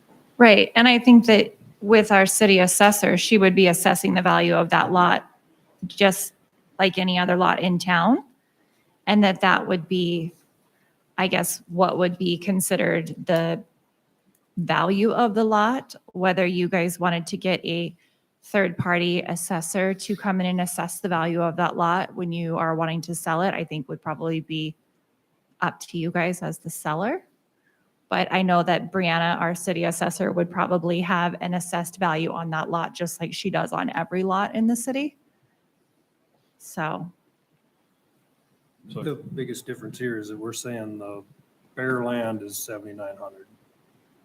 So if a bare lot appreciates by 200%, that doesn't get figured in the future assessment on a buyback.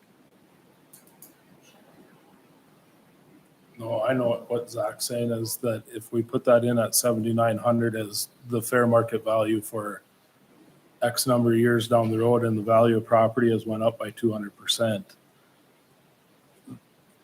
that doesn't quite jive as far as a fair market value. If you're going to use fair market value, then you have to go with, because it could depreciate too. It could go the other way. And we could have to pay $7,900 for a lot that's worth $2,000 if we put fair market value in there. Where with what George is, at least what I'm assuming what George is saying is specify that number of what we would buy it back for. With With the addition improvements. of permanent improvements improvements. and the exclusion of the playground equipment. And I mean, I And what Amanda has to say here. I agree with Zach. I mean, you can't have fair market value and a hard and fast number. If I may, I got another text from Brianna. She said for permanent improvements, it might be easier to get an assessment done as herself or an appraisal from an appraiser, which would be fair market value of the current time versus what they paid for the concrete times the amount of years ago, if that makes sense.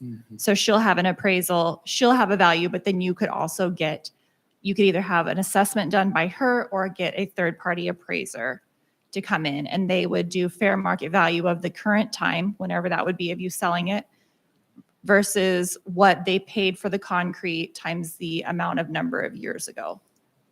So I think they must have some type of formula to be able to figure that all out. I apologize. She's literally just I was just texting gonna me. say, this isn't her first rodeo, obviously, this stuff. Yeah, and she apologizes that she's not here to answer those questions. So I'm just doing the best to read and not screw up what she's saying. I think like George said, if we specify a number and they turn in, or can show proof of that they spent $2,500 on fence and $10,000 on concrete, we pay them the $10,000 and $2,500 that they spent, plus the $7,900, they're out nothing. Yeah, I'm good with that. That's, I mean, to me, I would that's say- fair. I would say it's fair to break even at the end of the day. If it's the 10,000, but it's 20 years down the road and it's dilapidated, you're still gonna give them 10,000? I mean, you can do it, but you just Well, need to add all that in there. So that would be the value of a permanent fixture. If it's all dilapidated, it's not worth anything anymore. But he had a deal of if they prove they put in 10,000, we'll pay them Right. 10,000. But Right. 20 years down the road, it's not worth 10,000. I think it can still be an assessed value of the permanent fixtures, separate from the assessed value of the lot, not an assessor, but I think that can be split out. Right, and she said that the number of years ago from what they paid plus the number of years ago that the improvement was done, that permanent improvement would be taken into consideration with that appraisal or assessment. I hope so, and if not, I hope she's listening and she'll send me a text and correct me. So I Oh, guess. there's if I my can- text message. I guess if I can, well, we'll see what she says here.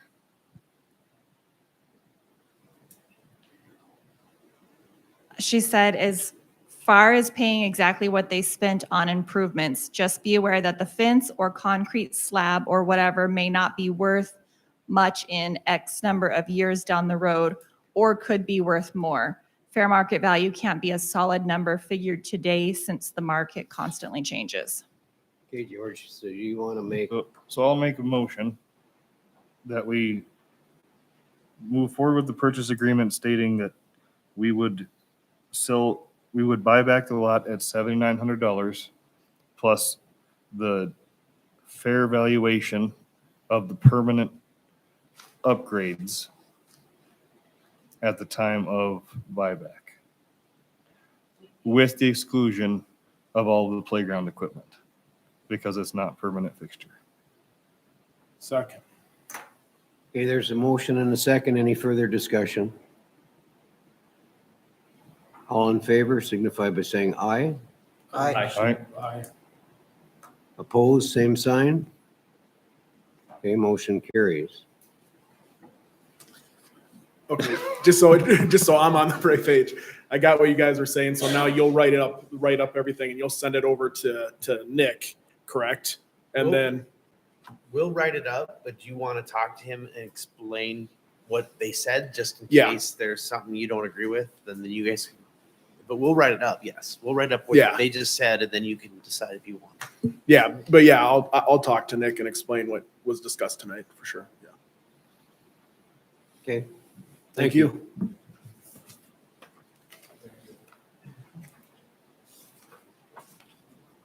At this time, we're gonna take a short 10-minute recess.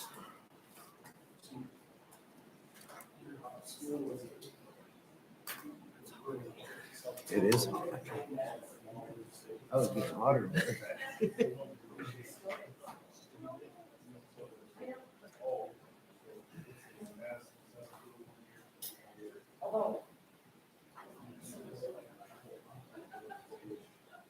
I did a co-op, but yeah, had a line school there.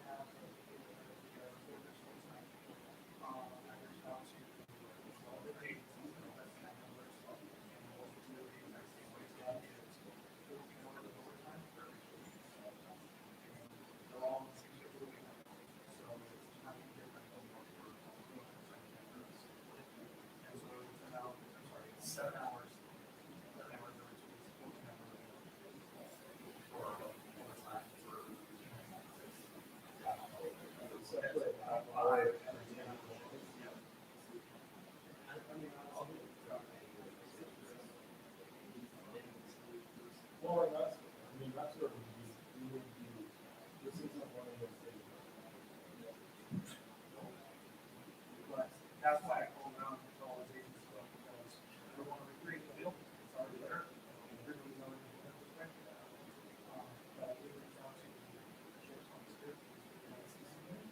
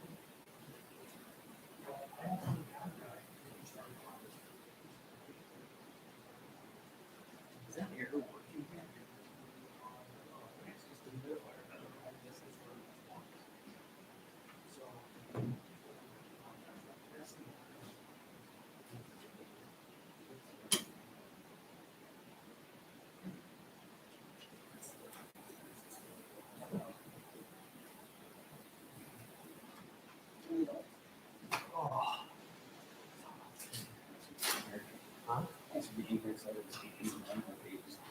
Last time. I can do myself some favors. I don't think this can drink coffee. This is like not like this. Maybe it's on decaf. Maybe they just took that. Sheets stuck beef caffeine there. Because I get home, I'm still. These recording, so I do like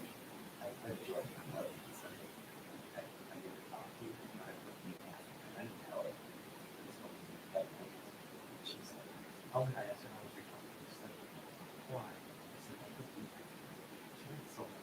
She had a headache that morning. Like, never do that again. Don't ever mess with someone's coffee. I heard my Rob, Yeah.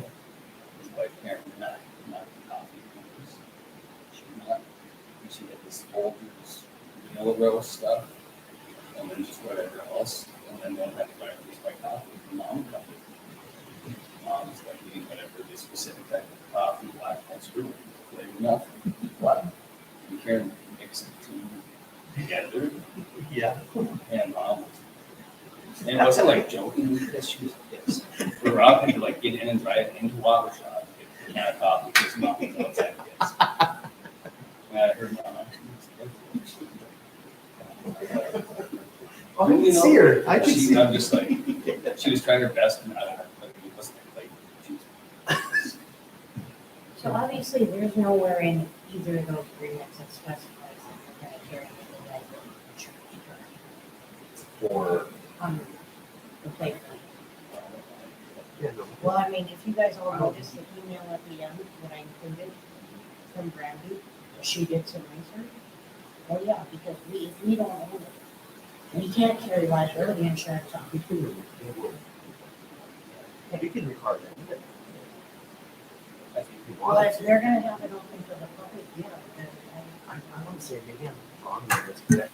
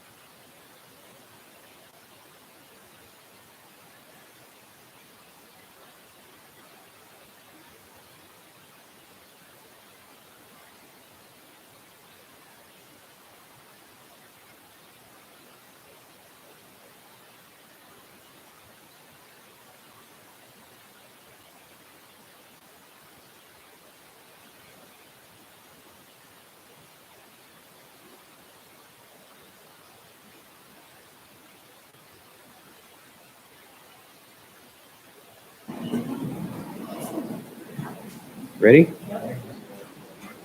Just about hit my coffee cup thing here. We'll call the meeting back in order after the 10-minute recess, and we'll move right to the visitors committee.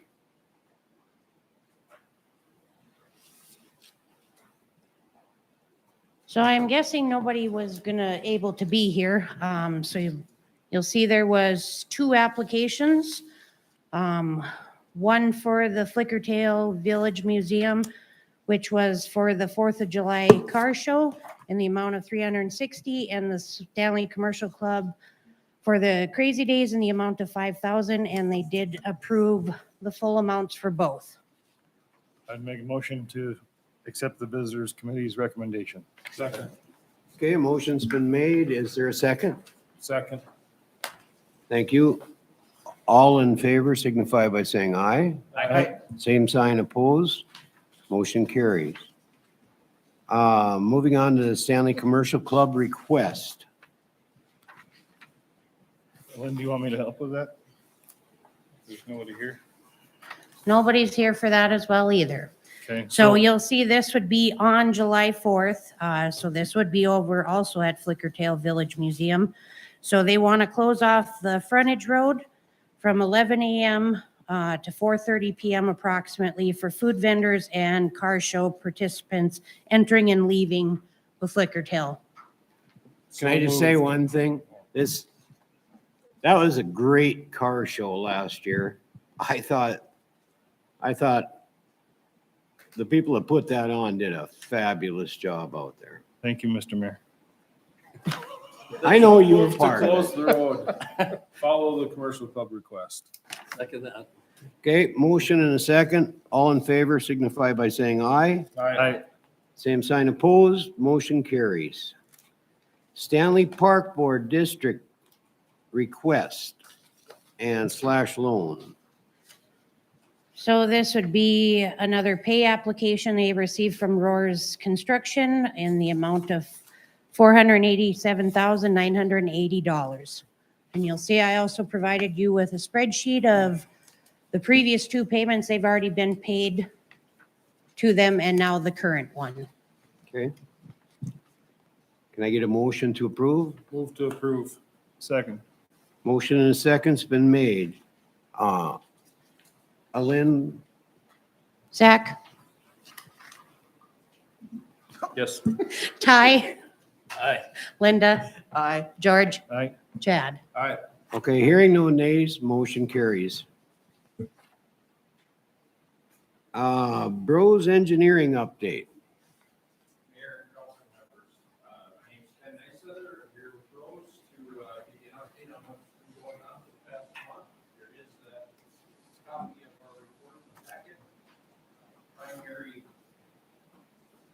Is it? Thought it was, okay, sorry about that. The primary thing that we're working on right now is the CIP Phase 2. The plans, the modeling process is pretty well complete. And Patrick is here with me this evening. He's been working on putting the plan and profile sheets together for the water, the sewer, and the streets so that we can go through the drive-through through the city to make sure that we're all on the same page. It's kind of a plan in hand review, street by street, look at everything to make sure that we don't get further down the road and then end up with surprises where we might be misunderstanding each other on what needs to be done. That should happen. He should be ready for that probably later next week. I've gotten some phone calls this past week, wondering when the work's gonna begin on their boulevards, when they're gonna be repaired basically and seeded. The Phase 1? Yes. Do you know a schedule for them, Patrick? Exactly.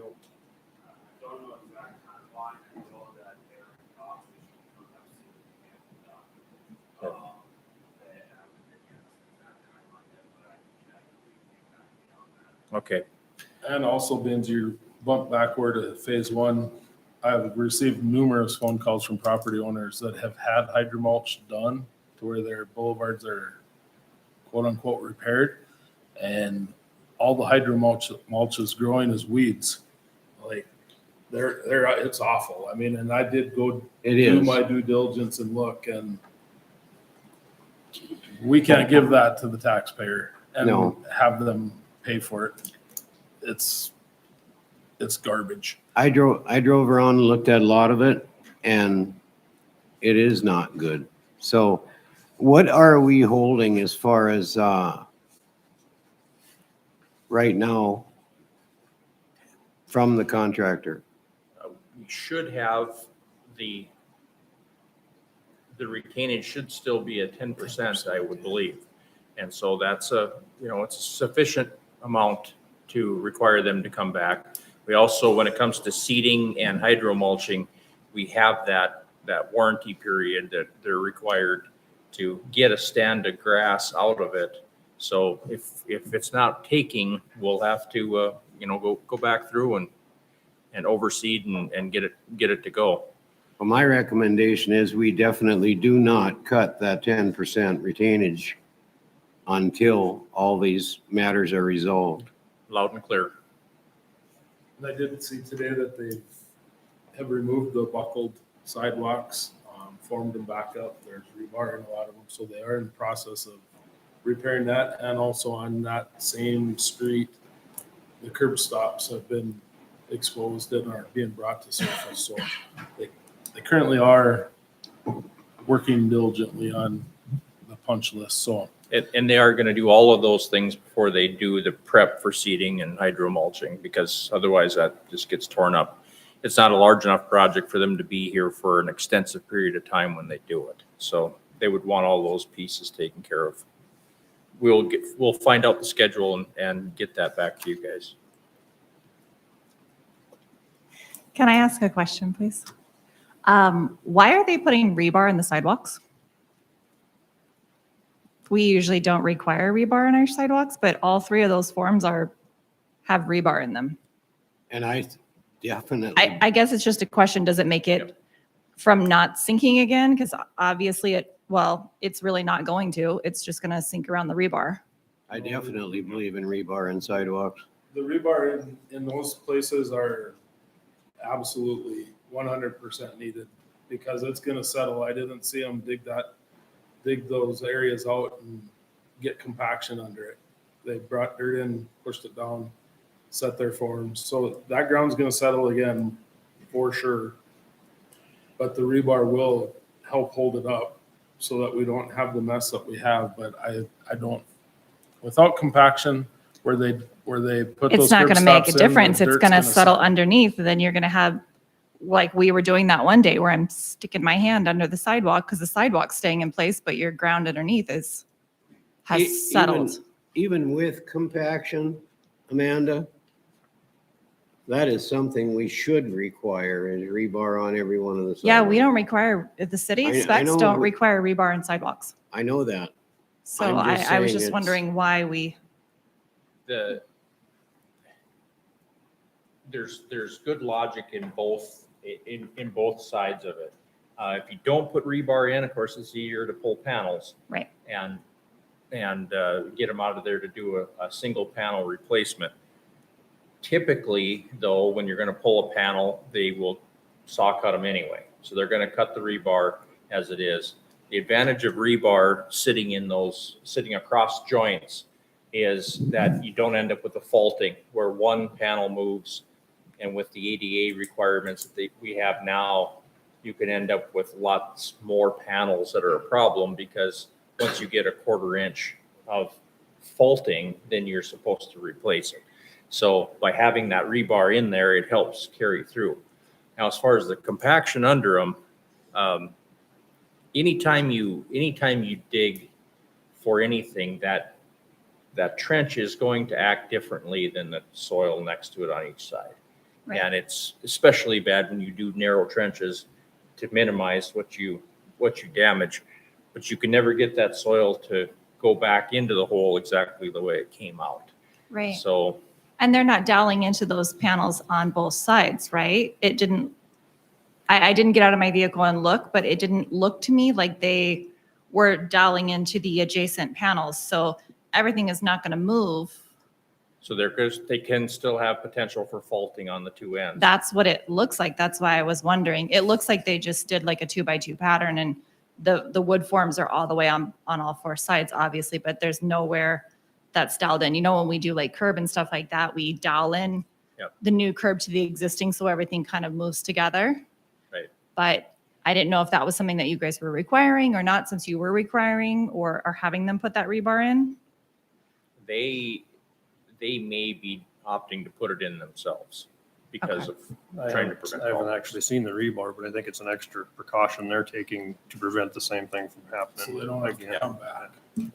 And it's an excellent It's a good idea. Precaution. So, I know that our mission with phase 2 was to minimize, our impact to the sidewalks at alleys and that kind of stuff, but we do have areas where we have to, and that's what we've been working on lately is as we're making adjustments to the grade lines in the street, it's affecting how the alleys sit. And of course, then the tie-in for the sidewalks coming in is going to get moved. So we're going to have some panels. If you're inclined to do it, and I'm inclined to agree with it, we can add a detail for doweling into those existing sidewalks where we take off and tie back in. I absolutely think it's necessary. Okay. We can easily do that and just add it in there. It's not going to run the cost through the roof or anything, and it just gives us that extra factor of safety to take care of those joints. No problem. We'll check on the schedule with when they're going to be back working on that seeding and hydro mulching, and we'll take them around. They've got to get it right. Yep.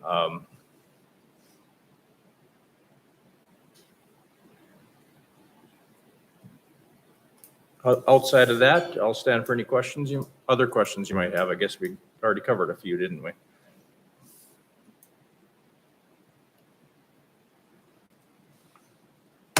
Hearing none, I'll Give me get out a of call here. when you want to go drive through. I'd love to be part of that. Yes, absolutely. And nice lights up north.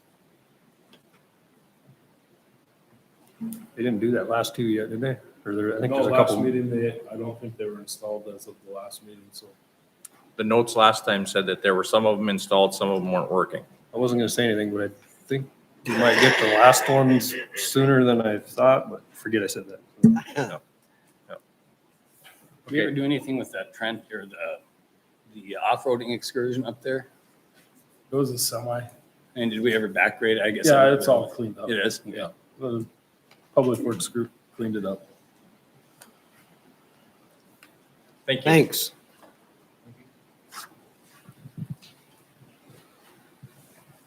Resolution setting auditor bond limit. Okay, so this is actually just a formality, something we have to do every year. Every 2 years, I obviously have to do the renewal paperwork, which you see I also included, so everybody was aware how I do it.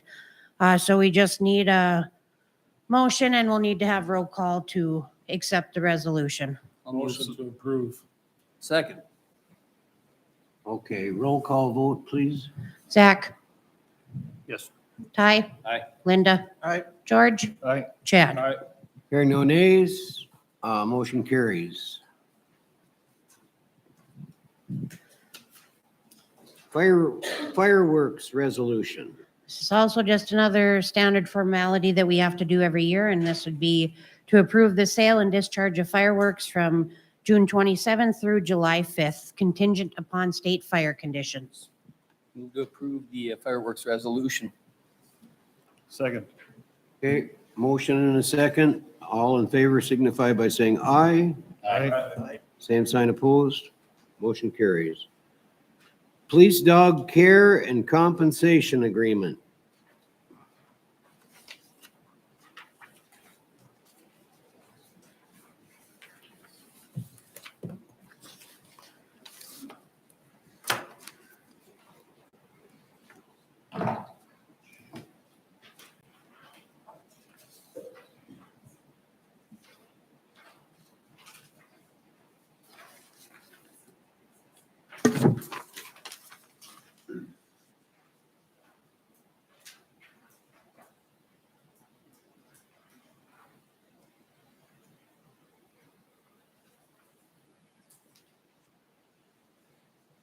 Good evening. I know that there was a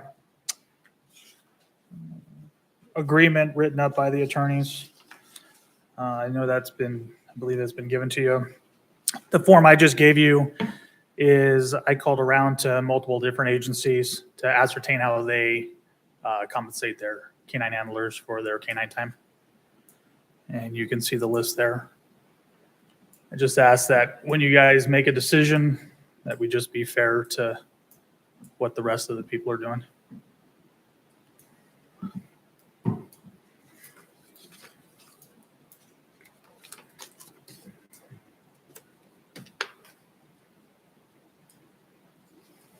I'll answer any questions you have.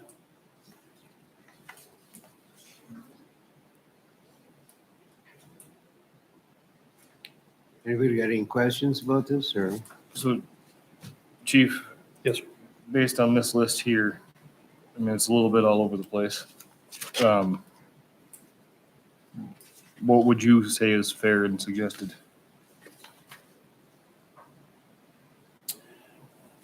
Due to the circumstances that we're currently in, I personally, even though we see what a majority of them are, I think the Benson County Sheriff's Office, due to their staffing level, is comparable to what we are currently working with. I believe that one-time stipend per month for canine maintenance is more than reasonable at this point.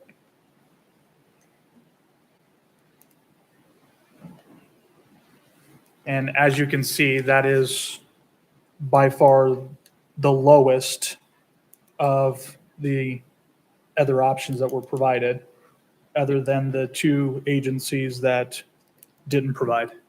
It is the lowest on the sheet, but I think it's more than fair. Does it meet the guidelines? Yes. Well, I'm sorry. Go ahead, sir. Yeah, if you just have an amount that he can agree upon, that's fine, as long as he knows it. Okay.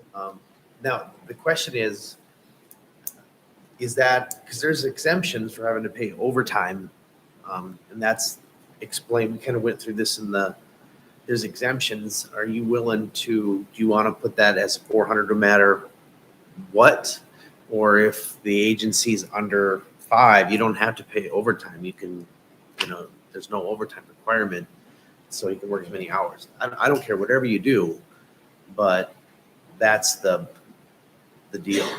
I think just the number, a stipend per month, black and white, clear as can be, and it's agreeable to the canine handler, that, I haven't spoken with him yet because this was just given to us, but I'm sure that that is more than fair and he would be acceptable of that.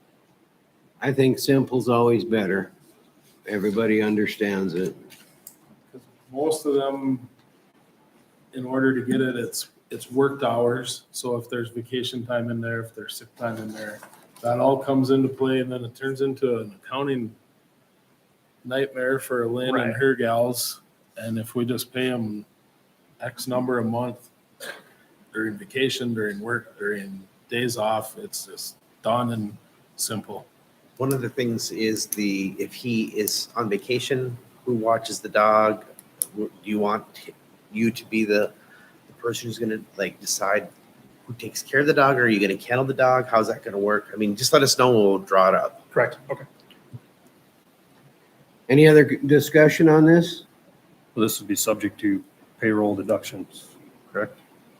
Just heard of an instance where a public entity got in trouble for providing a stipend for something, and then years later found out that they should have been deducting payroll Yeah. expenses and then had to pay it all Good back. point.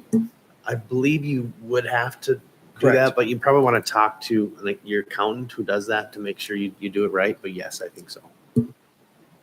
Basically, what you're saying is it's taxable income. Correct. So Well, we need a it motion on really, this? it's no different than hours of labor. When you look at it that way, he's taking care of the dog, he's getting this stipend for that, but it's for his hours of work with the dog, you know, I mean, Okay, so I can see where it would be taxable wages. I would say then I'd make a motion, provided, or to have the contract state that we would do a $400 taxable stipend monthly for the canine handler as maintenance. We can do that. I just also too regarding the policy for when you bring out the canine, that'll, I think, are you gonna have him create the policy and then get it approved by the city council? Do you want that? Do you have a policy? I know you have the Williston one. We're currently in the process of creating policies for our agencies through Lexipol. Canine is one of them. Okay. And I haven't created it yet. Their attorneys have already given a draft. I just have to go through it, review it. And as you said, I've already given you guys what Williston Police Department uses. So And then do you want us to incorporate that in the agreement that you'll come up with the policies that has to be approved by the city council? I think that's fair. And just have one policy, pay policy. Yeah. Right, because this will all be encompassed in, well, that'll be encompassed into it as well. So I would amend my first motion to have the contract drawn up for the $400 taxable stipend per month for the canine handler included in the canine handling policy as created by chief and then approved by city council at a later date. So we'll reference the policy in the agreement, in the canine policy. Is that what you want? Yeah. Okay. Ellen? Like an exhibit? Comment, do we really need to include that in the motion if we're going to have a policy that the council's going to approve? Can we just not approve the agreement as your previous motion, and once the policy is presented, then we can approve it that way? Sorry. So then would I Just a- rescind my motion? Well, I don't, I'm a little lost now. Try it Len. again, George. so your previous motion was the $400 taxable stipend per month for the canine handler. That motion. I'll help you second. Any other discussion? Quick, all in favor signify by saying aye. All opposed, same sign. Okay.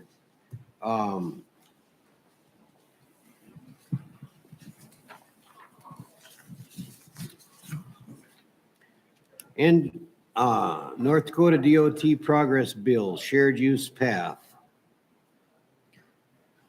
So this would just be another progress payment. Haven't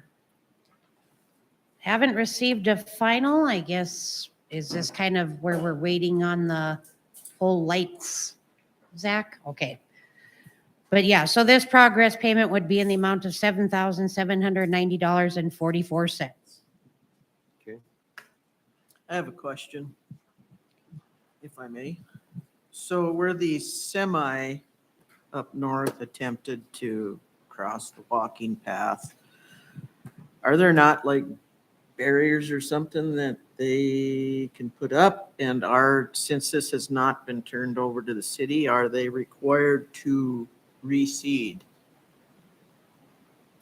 it all up there? I mean, I don't know why it'd be on us. Well, I mean, it hasn't been turned over to us. even though it's, Yet. but it's DOT, so anything within the city is gonna fall under us. All No maintenance and upkeep is our responsibility. It is. And So- actually, in all reality, it is a city project, but obviously it was with grant money from the DOT. So it's still our project though, so we'd be responsible. Okay. I The was just question wondering was- about that. The question was posed to the DOT if we could get them to reseed it again. And basically the response was they seeded it once within their seasonal limitations for when they were supposed to seed it. And that's in state right away. That's pretty much all you get. Yep, Per state I'm contract. sure. Even though it's all weeds. Yeah.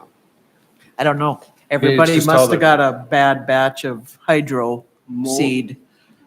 You'll 'Cause find it's out nothing but most of that weeds. stuff is like that.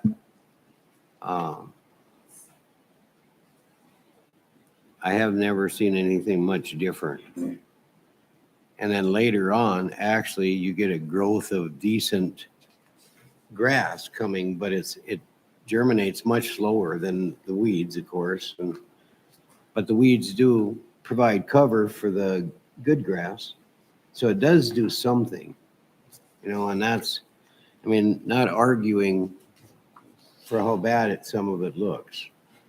But So there will be grass that chokes that out at some point. just out of curiosity, because this walking path is very nice, and I get nothing but people saying how nice it is in town, in general. Is that something where we can maybe put something in, especially at that intersection there where that could be an issue, to help protect those walking paths? So that doesn't happen again? Well, I think we can sure look at it and, I know there's Come up with certain some areas ideas. that have just a short chain or just a short posts with a chain to prevent stuff like that from happening. And that's pretty reasonable cost, It This doesn't, one you weren't gonna prevent. He drove over 2/3 of it. Yeah, I know. Yeah, they might be able to see it. I mean, there's a big sign that says no trucks just a little ways down the road, so. They can't read the no trucks So, sign out here, It's- so it's I don't think been- most of them read. yeah, it's gonna be one of them things that we fight. I mean, no different than the park bench that got hit out by the reservoir. Just, it is what it is. Doesn't mean I'm happy about it, but. Right, okay, plant trees. need a motion for, to pay that $77.90 to the North Dakota DOT. So move. Is there a second? Okay, all in favor signify by saying aye. Aye. Same sign opposed, motion carries. Okay, tax deed properties.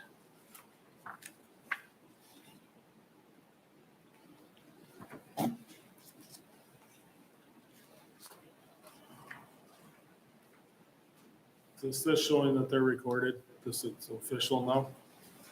Oh, yes, and actually, we discussed this last month, and I was told to put it on the agenda again so that we could kind of decide, and obviously, Deb also had supplied some information on what the city would be allowed to do for sale of city-owned property. So I don't know if you guys just want to review that and we readdress it next month, or I just know I was told to put it back on the agenda again, and I know both Amanda and myself, in the packet, I kind of included a picture of each of the lots, and I know Amanda also sent them to you as well. So that you guys could kind of be familiar with where they were located.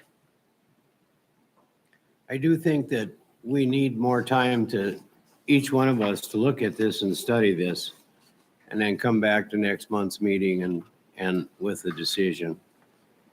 But there's a lot to it, you know? Okay, so we'll just, no action, we'll have it on the agenda for next month's meeting.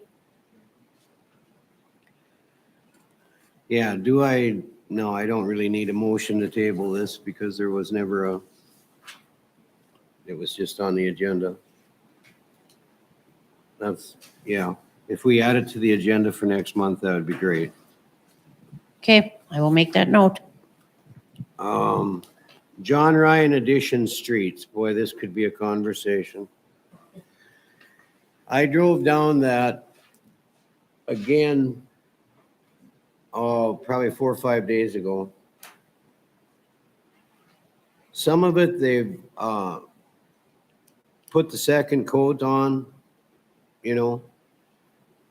Most of it they haven't in the one area. The stuff that's had both layers put on of asphalt, there's places on that's in rough shape, but it's nothing like the other stuff that's been patched by all those duplexes and multifamily homes there. Driving down that street is awful. And I can't imagine being one of them that has to do that every day. And to no fault of theirs. Now, they paid specials on their stuff, and that's what they get. That is totally wrong, I think. So something definitely needs to be done up in that area. And I think they've been pretty patient, all the people that live up in that area. If you haven't been up there, drive up there, because you won't believe what it looks like and how it is to drive on. Mayor, may I make a comment? You sure may. Just so that the council is aware, the only phase that actually was special assessed for water, sewer, and street improvements was the first phase. So like phase 2, 3, and 4, none of them were special assessed. But of course, there's even some streets that were never even finished. They're just gravel. Right. So. But on some of it, they are paying their specials and still having to drive down that. Oh, no, I agree with you. There are areas that, but I'm just saying that not everybody up there actually was special assessed. Just in the first phase, which I guess I could provide you guys with a map too, so that you're aware of who actually was special assessed. But not everybody up in the John Ryan received special assessments for improvements up there. They probably weren't, but there's a lot of them in the area where it's bad that were. So I would suggest that anybody interested in this drive through that area for yourself. Don't take my word for it. Drive through the area. See if you would like to pay for that. I want to bring a pickup. Yeah, bring a pickup or a 4-wheel drive.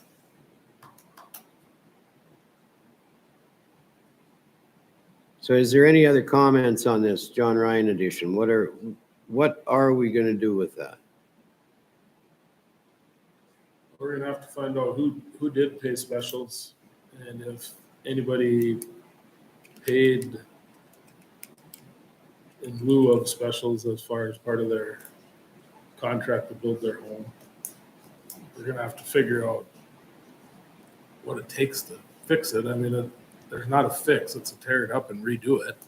It is. We need to get an idea of what that could cost. We need to figure out how to budget for it.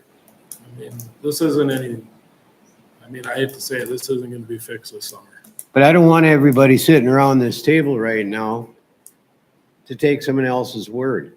I want you to get in your vehicles and drive up there and see it firsthand.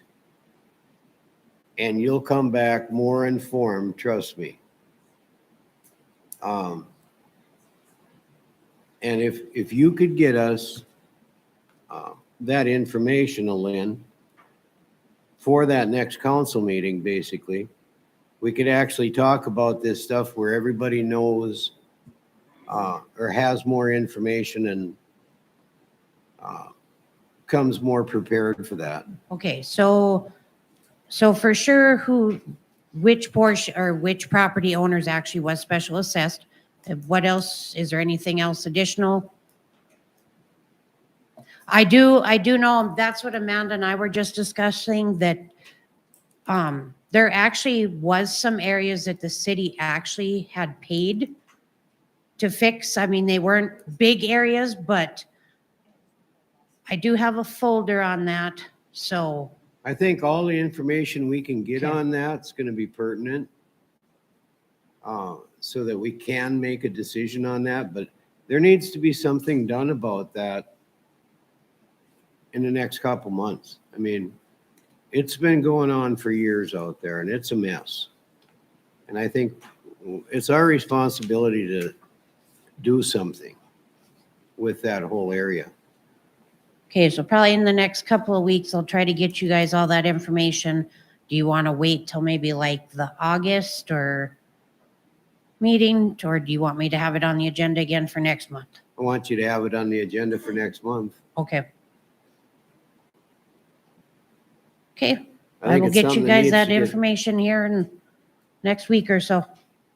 Yep. If we have to have it on the agenda every month until we do something, that's what we need to do. Okay, Okay, next item, City Pond.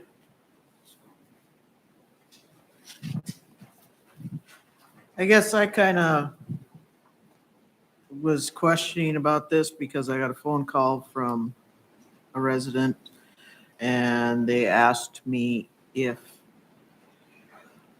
the swimming was allowed at the city pond, and I'm like, oh my God, I don't think I'd swim in it, but there is nothing. I came up and talked to Lynn.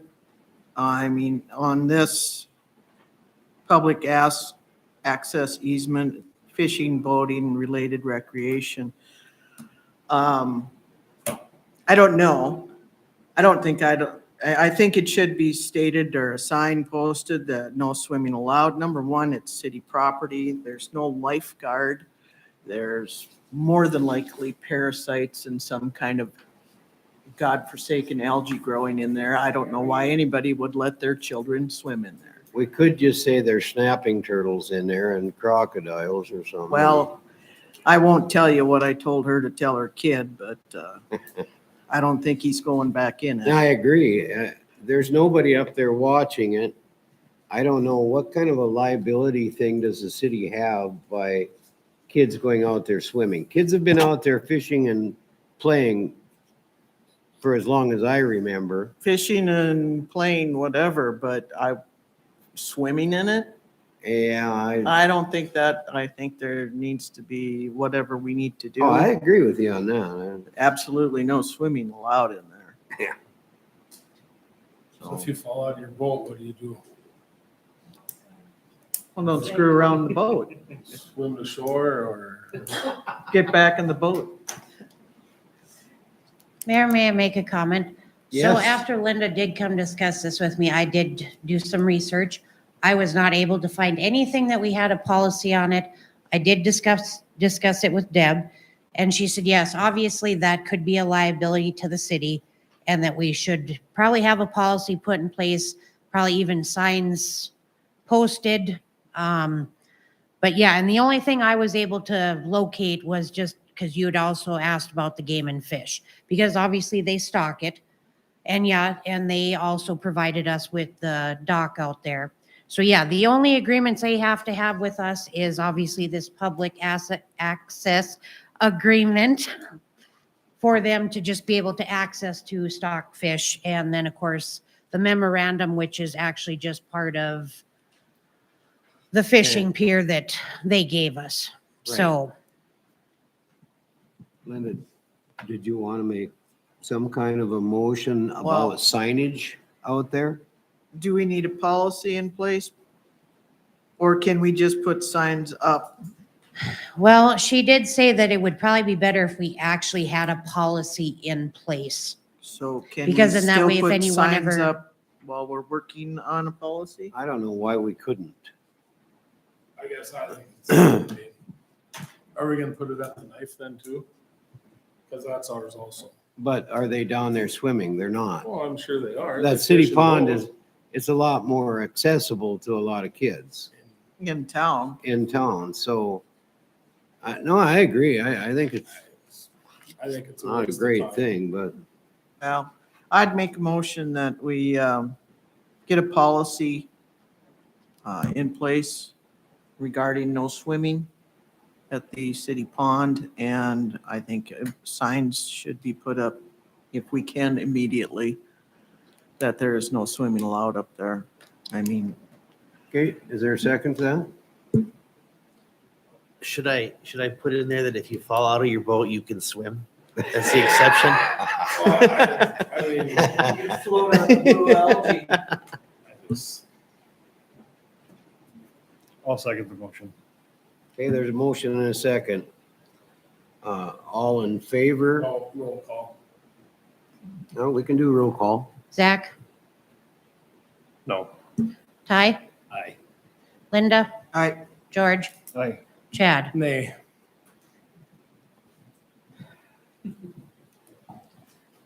I'd say the ayes have it, I think the ayes have it. so motion carries.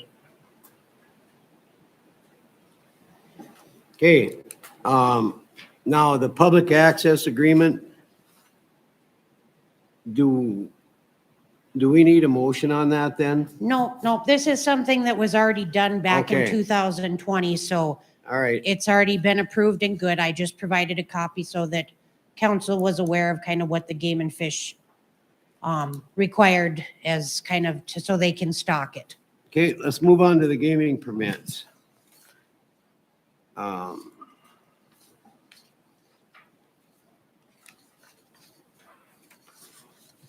Okay, so there's just one gaming permits, actually, sorry, and this would be for the Sybil Center, and they will be doing a raffle on October 1st. Move to approve. Is that you, Ty? Hmm? Did you motion? Second. All in favor signify by saying aye. Aye. Opposed, same sign, motion carries. Linda.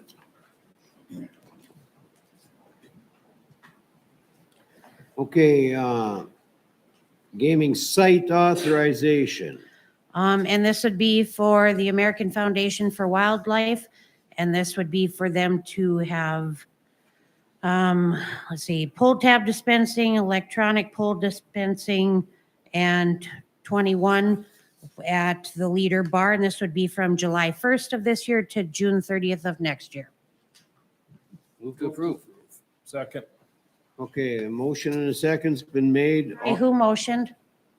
Sorry, Ty. All in favor signify by saying aye. I, Same sign, opposed. Motion carries. Liquor license renewals.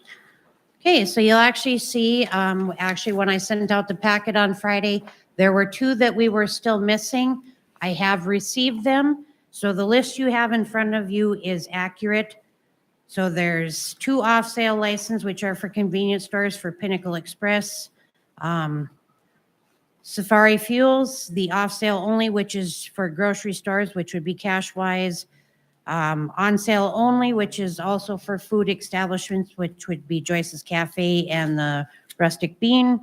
On sale only, which is for hotels, which would be Mainstay, and the Class A on and off sale, which would be the Prairie Rose Golf Club, 5 Spot, the Beach Bar, and the Leader Bar. And these would be from effective July 1st through June 30th of next year. Can we approve Motion these to in- approve. We can approve these all in one? Okay. I'll make a motion to approve them all. Is there a second? Second. Okay, motion and a second's been made. All in favor? Sorry, she's right. Why did I not have? Sorry, I did forget to put the mix on here on the actual list. It is in the pile you have, but it should be under the on sale only, the food establishments. Okay, Sorry, so we need to include that. okay, we have the same motion, Same motion. same second. All in favor signify by saying aye. I, Same sign opposed. Motion carries. Special event liquor license. So you have 3, I believe, here. So we got 2 for by the Leader Bar. One would be on July 1st, which is for the street dance. And the second one would be on July 3rd for a 40th class reunion. And then the other one would be for Joyce's Cafe, which would be July 7th for a 50th wedding anniversary. Sorry, I should have told you where they were at. That one will be at the Pines. The 2 for the Leader, the one, of course, will be on the south side of the Leader Bar. And the other one for the reunion would be at the Pines. Move to approve special event liquor licenses. Second. Okay, motion and a second's been made. All in favor signify by saying aye. I, Motion carries. Police report.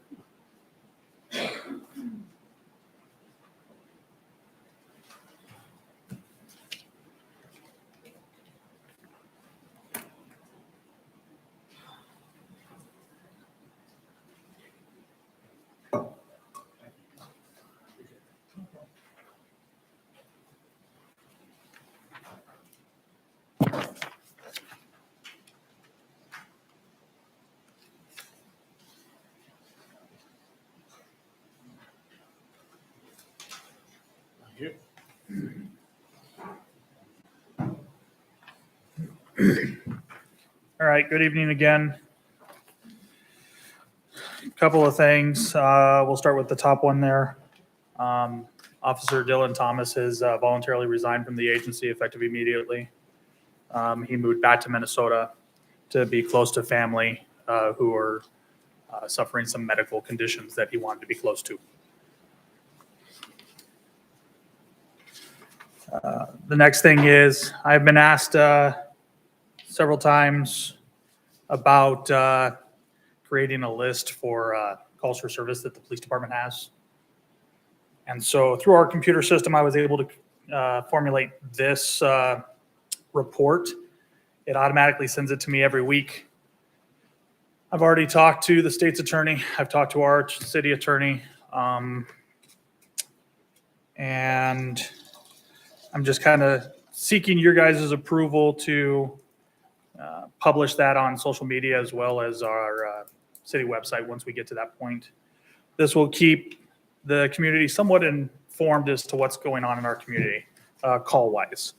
As you can see, the date and time, the call number, a report number if one's generated, the nature of the call, and it just gives you a street name. There are no physical addresses. It's just a generalized location as to where the incident took place.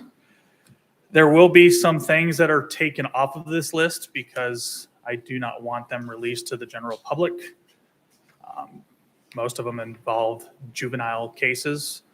So this number that you'll see, this is a report that was printed on Monday. I'm sorry. It was for the weekend. I'm sorry, it was for last week. And you can see that the generalized number is 80 calls for service. We did have some more because some of those cases were redacted from this report, but I'm just asking for your guys' general permission to post that as I've been asked to. I guess, like, from my standpoint, I don't have a problem with it as long as there's nothing that would ever jeopardize a case. That's always my hesitancy. Is there any legal input on that? Is there anything that could get us in trouble for posting something vague and redacted like this? if you leave it vague like that, you're fine. I mean, there's some agencies that put in specific names of everybody, photographs. You're gonna step on the lines of the person's constitutional rights to the fair jury. Yep. So. Yeah, I mean, And as that- long as there's nothing that would jeopardize a case, if it's the opinion of council that this is good information for the public to have and see, I don't particularly have a problem with it. Has anybody else got a 2 cents? Well, I think it does. I do think it does make awareness of everybody, or to everybody in town, just what they're doing. I mean, how much work they actually do. I think that's necessary. I mean, it's just crazy the amount of calls for service in 5 days' time on here. It is. Insane. But as long as it's vague so that there's no, not only from a, standpoint of fair jury, et cetera, but I also don't want to get into a situation where the minute this goes on Facebook, the town explodes, and I mean, the comments are already going to be ridiculous. I already know that, but Right. I don't know if we have just a blanket statement you guys are going to make that you're not going to respond to those as far as who, what, where, when, why, just to make sure that that's known. I mean, public record is still public record, but this is a very, very, very generic report. And there is a process to go through for the public records. So if somebody wants something, they're going to have to go through that long process of getting that done. Okay. So I'm not here just trying to throw everybody out on blast. So, I can see that. I just want to make sure we're all on the same page. Absolutely. Could the date, just along the lines of how vague it should be or not be, on the date time here, it has down to like the second of the day, I guess, but Right. could that just be the day? And all I'm thinking is if I'm driving down the street and I see Joe pulled over on this street and I can correlate the day, the time, and the street, I pretty much know what he got charged for, so. There isn't a Kind of could with necessary. just the day, but I'm just wondering if you could take off the time of day. maybe. I can do anything you guys want, but as you can see, this is just the call nature. So if you see Joe Citizen pulled over and it's just going to say a traffic offense, so it's not going to get into specifics as to what occurred. Could just list it as the week of 6/5. So yeah, I can, however you guys want it done, it doesn't matter to me. Am I looking at the right one? Because I'm seeing like DUI driver, custody dispute, Right. No, something a little more specific than just. Well, those are generalized because, I mean, we don't know who it was. But I understand where you're at, but I can do anything you guys want. I was asked to present this, so however you guys want it that's up to you. I like the idea of the From week putting of. their picture on. to- Correct. I like that idea of the week of type situation. If like someone gets arrested for DUI, it goes to district court and there's a record, so you can find it that way for him with the DUI Oh, case. I know people can find it, but they're not going to find it as easy as Yeah. people that like to really find stuff easy. So you just want time of day? You're good with the day, just not the time of day? Good with that. Okay. You guys want to keep street name or just keep it call nature, time of day? I mean, you want to cite the specific case numbers? I mean, and keep it that, 1,000-foot overview. Here's a call nature. Here's time of day or whatever in the week. I mean, do we want the call for service number and the street name or address? So I obviously understand what we're getting at and trying to eliminate things and because you've been asked so many times and I've heard it around as well. How much or little of this is going to accomplish that answer, I guess is the question I have. How far is too far or not enough? Yeah, you're going to have different opinions with every single individual you talk to. So. I think just the public awareness of how many actual total runs they have or stops. I think that's gonna shock some people. I mean, we know you eat a lot of donuts. Wow. Yes, you do. Chris, Muffins. muffins? Okay. But we also know you guys work dang hard, so, May I make a comment as just a community member? yes. So in regards to the report, I mean, it is nice to know how busy these guys stay. It's also nice for me to be able to say, oh, I see that there was drug activity in this area of town 15 times this month. I'm not gonna let my kids go there.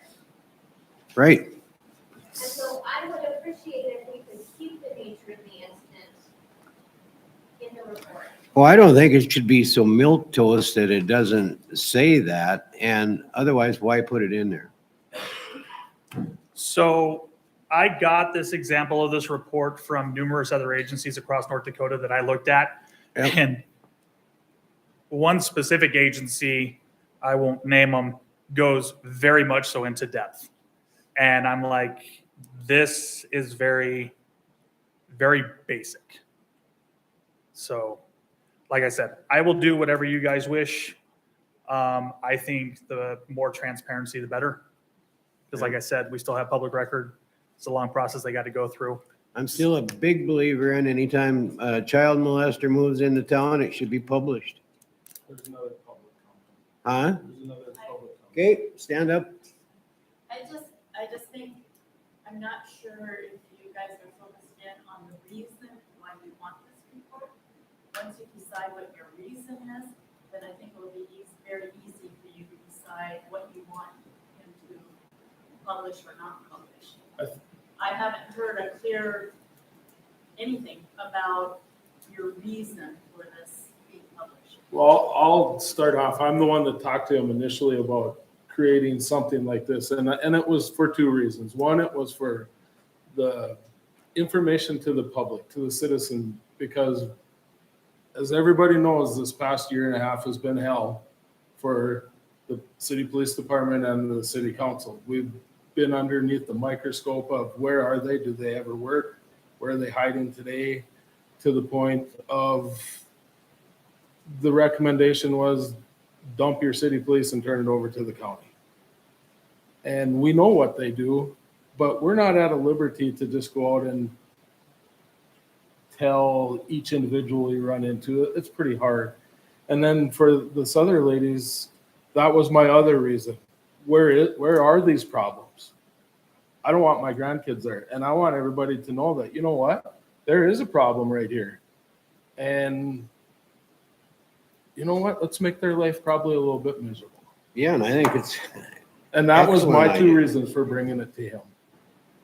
So I agree with Shandy. I think the nature of the call, the area of town, and the day is fine. I do I have too. no problem with that. I'm with that too. And I think that is plenty of reason to have this. Just the public awareness.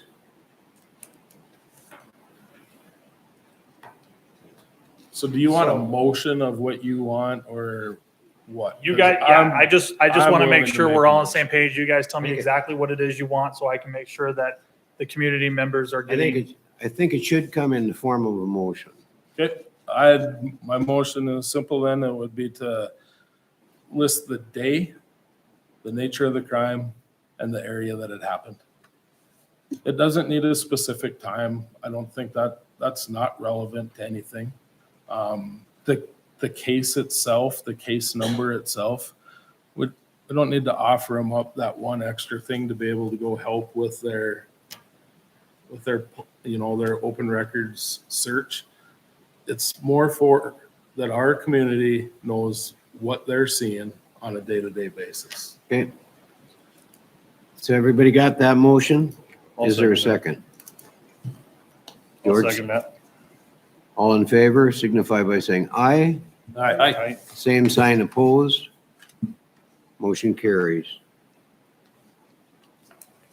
Anything else, Chief? Yeah, just a couple. Just to give you guys a heads up, I pulled some stats from the last couple of years. So, because we were talking about calls for service. So in 2021, the Stanley Police Department had 1,651 calls for service. 2022, they had 2,320 calls for service. So far this year, we've had 1,236 calls for service. If we stay on track, and most of those calls for service have been since March, since I was appointed to this position.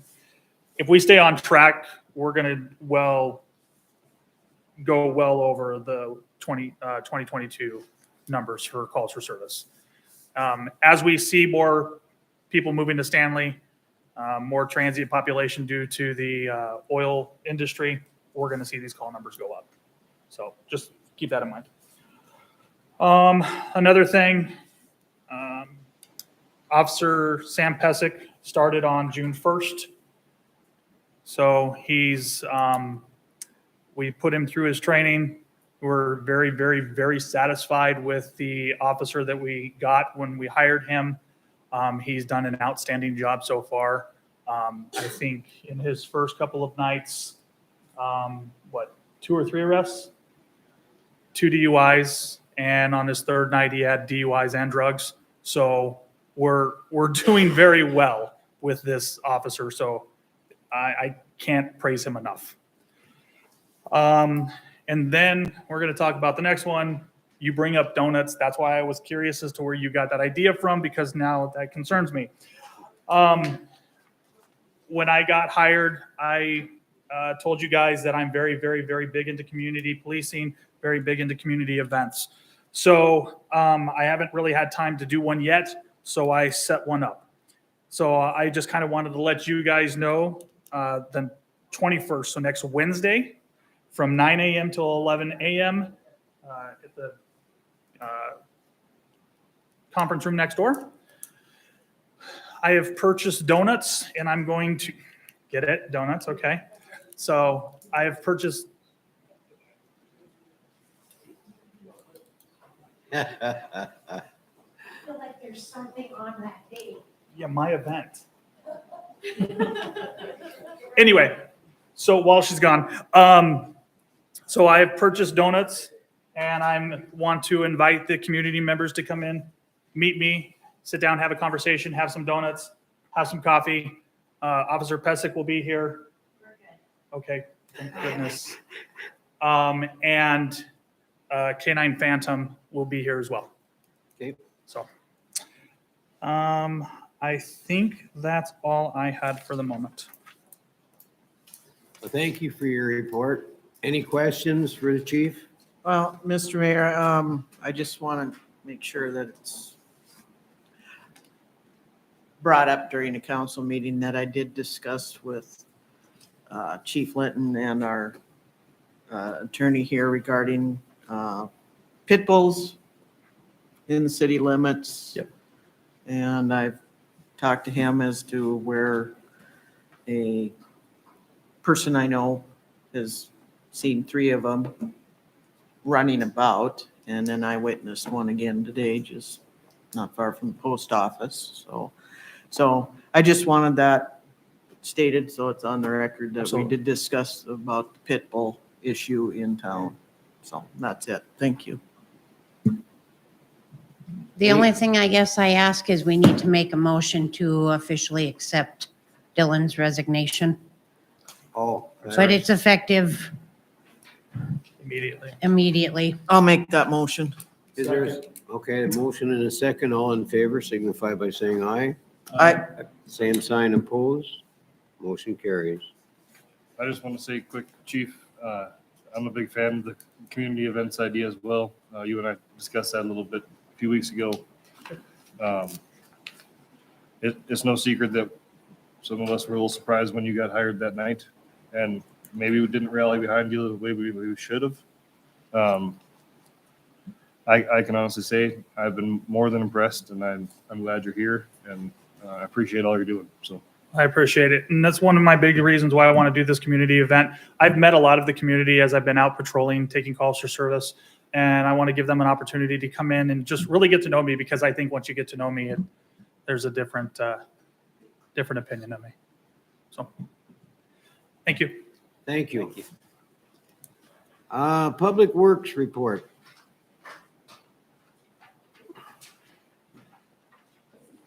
Hello, everybody. All I have for you guys is a quote from Mantra Builders to replace concrete that we took out when we were fixing water breaks the past couple years.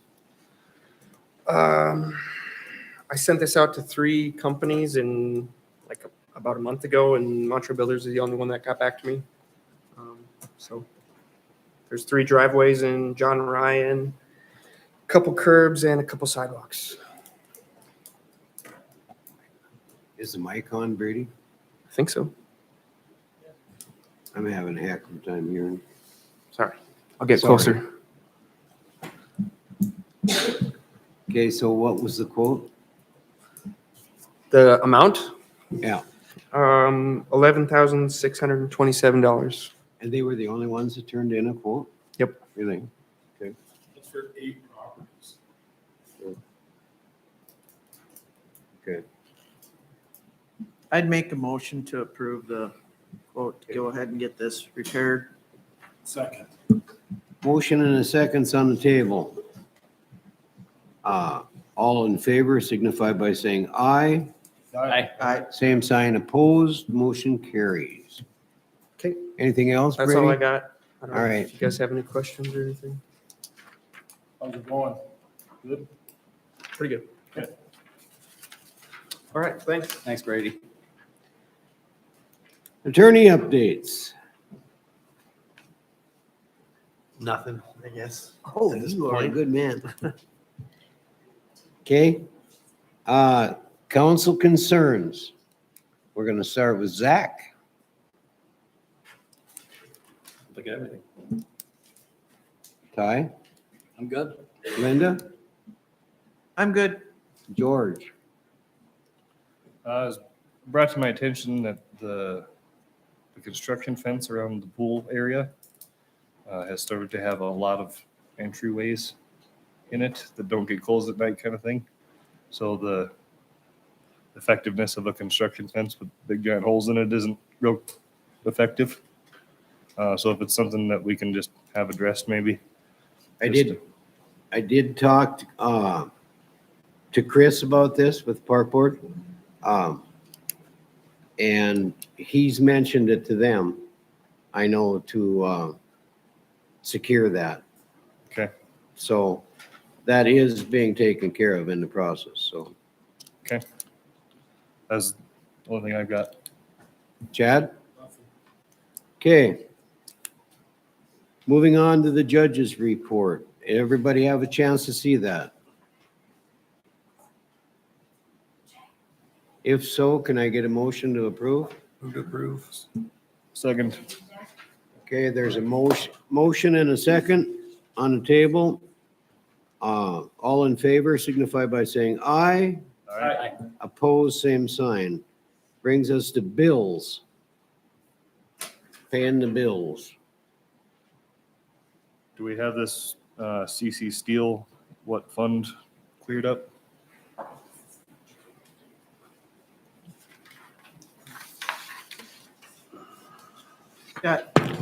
It's got what fund by CC Steel? Yes, so I know this was kind of conducted as part of, the potential phase 2. But I just wasn't sure, do you guys want me to just take it out of our infrastructure fund, or what is your thought? Yes, that's kind of why I asked. I wasn't sure.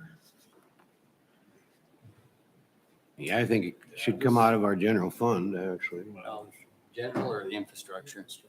Well, yeah, I City, guess. so that'd be the city Yeah, Stanley fund. yeah, it could be, yeah.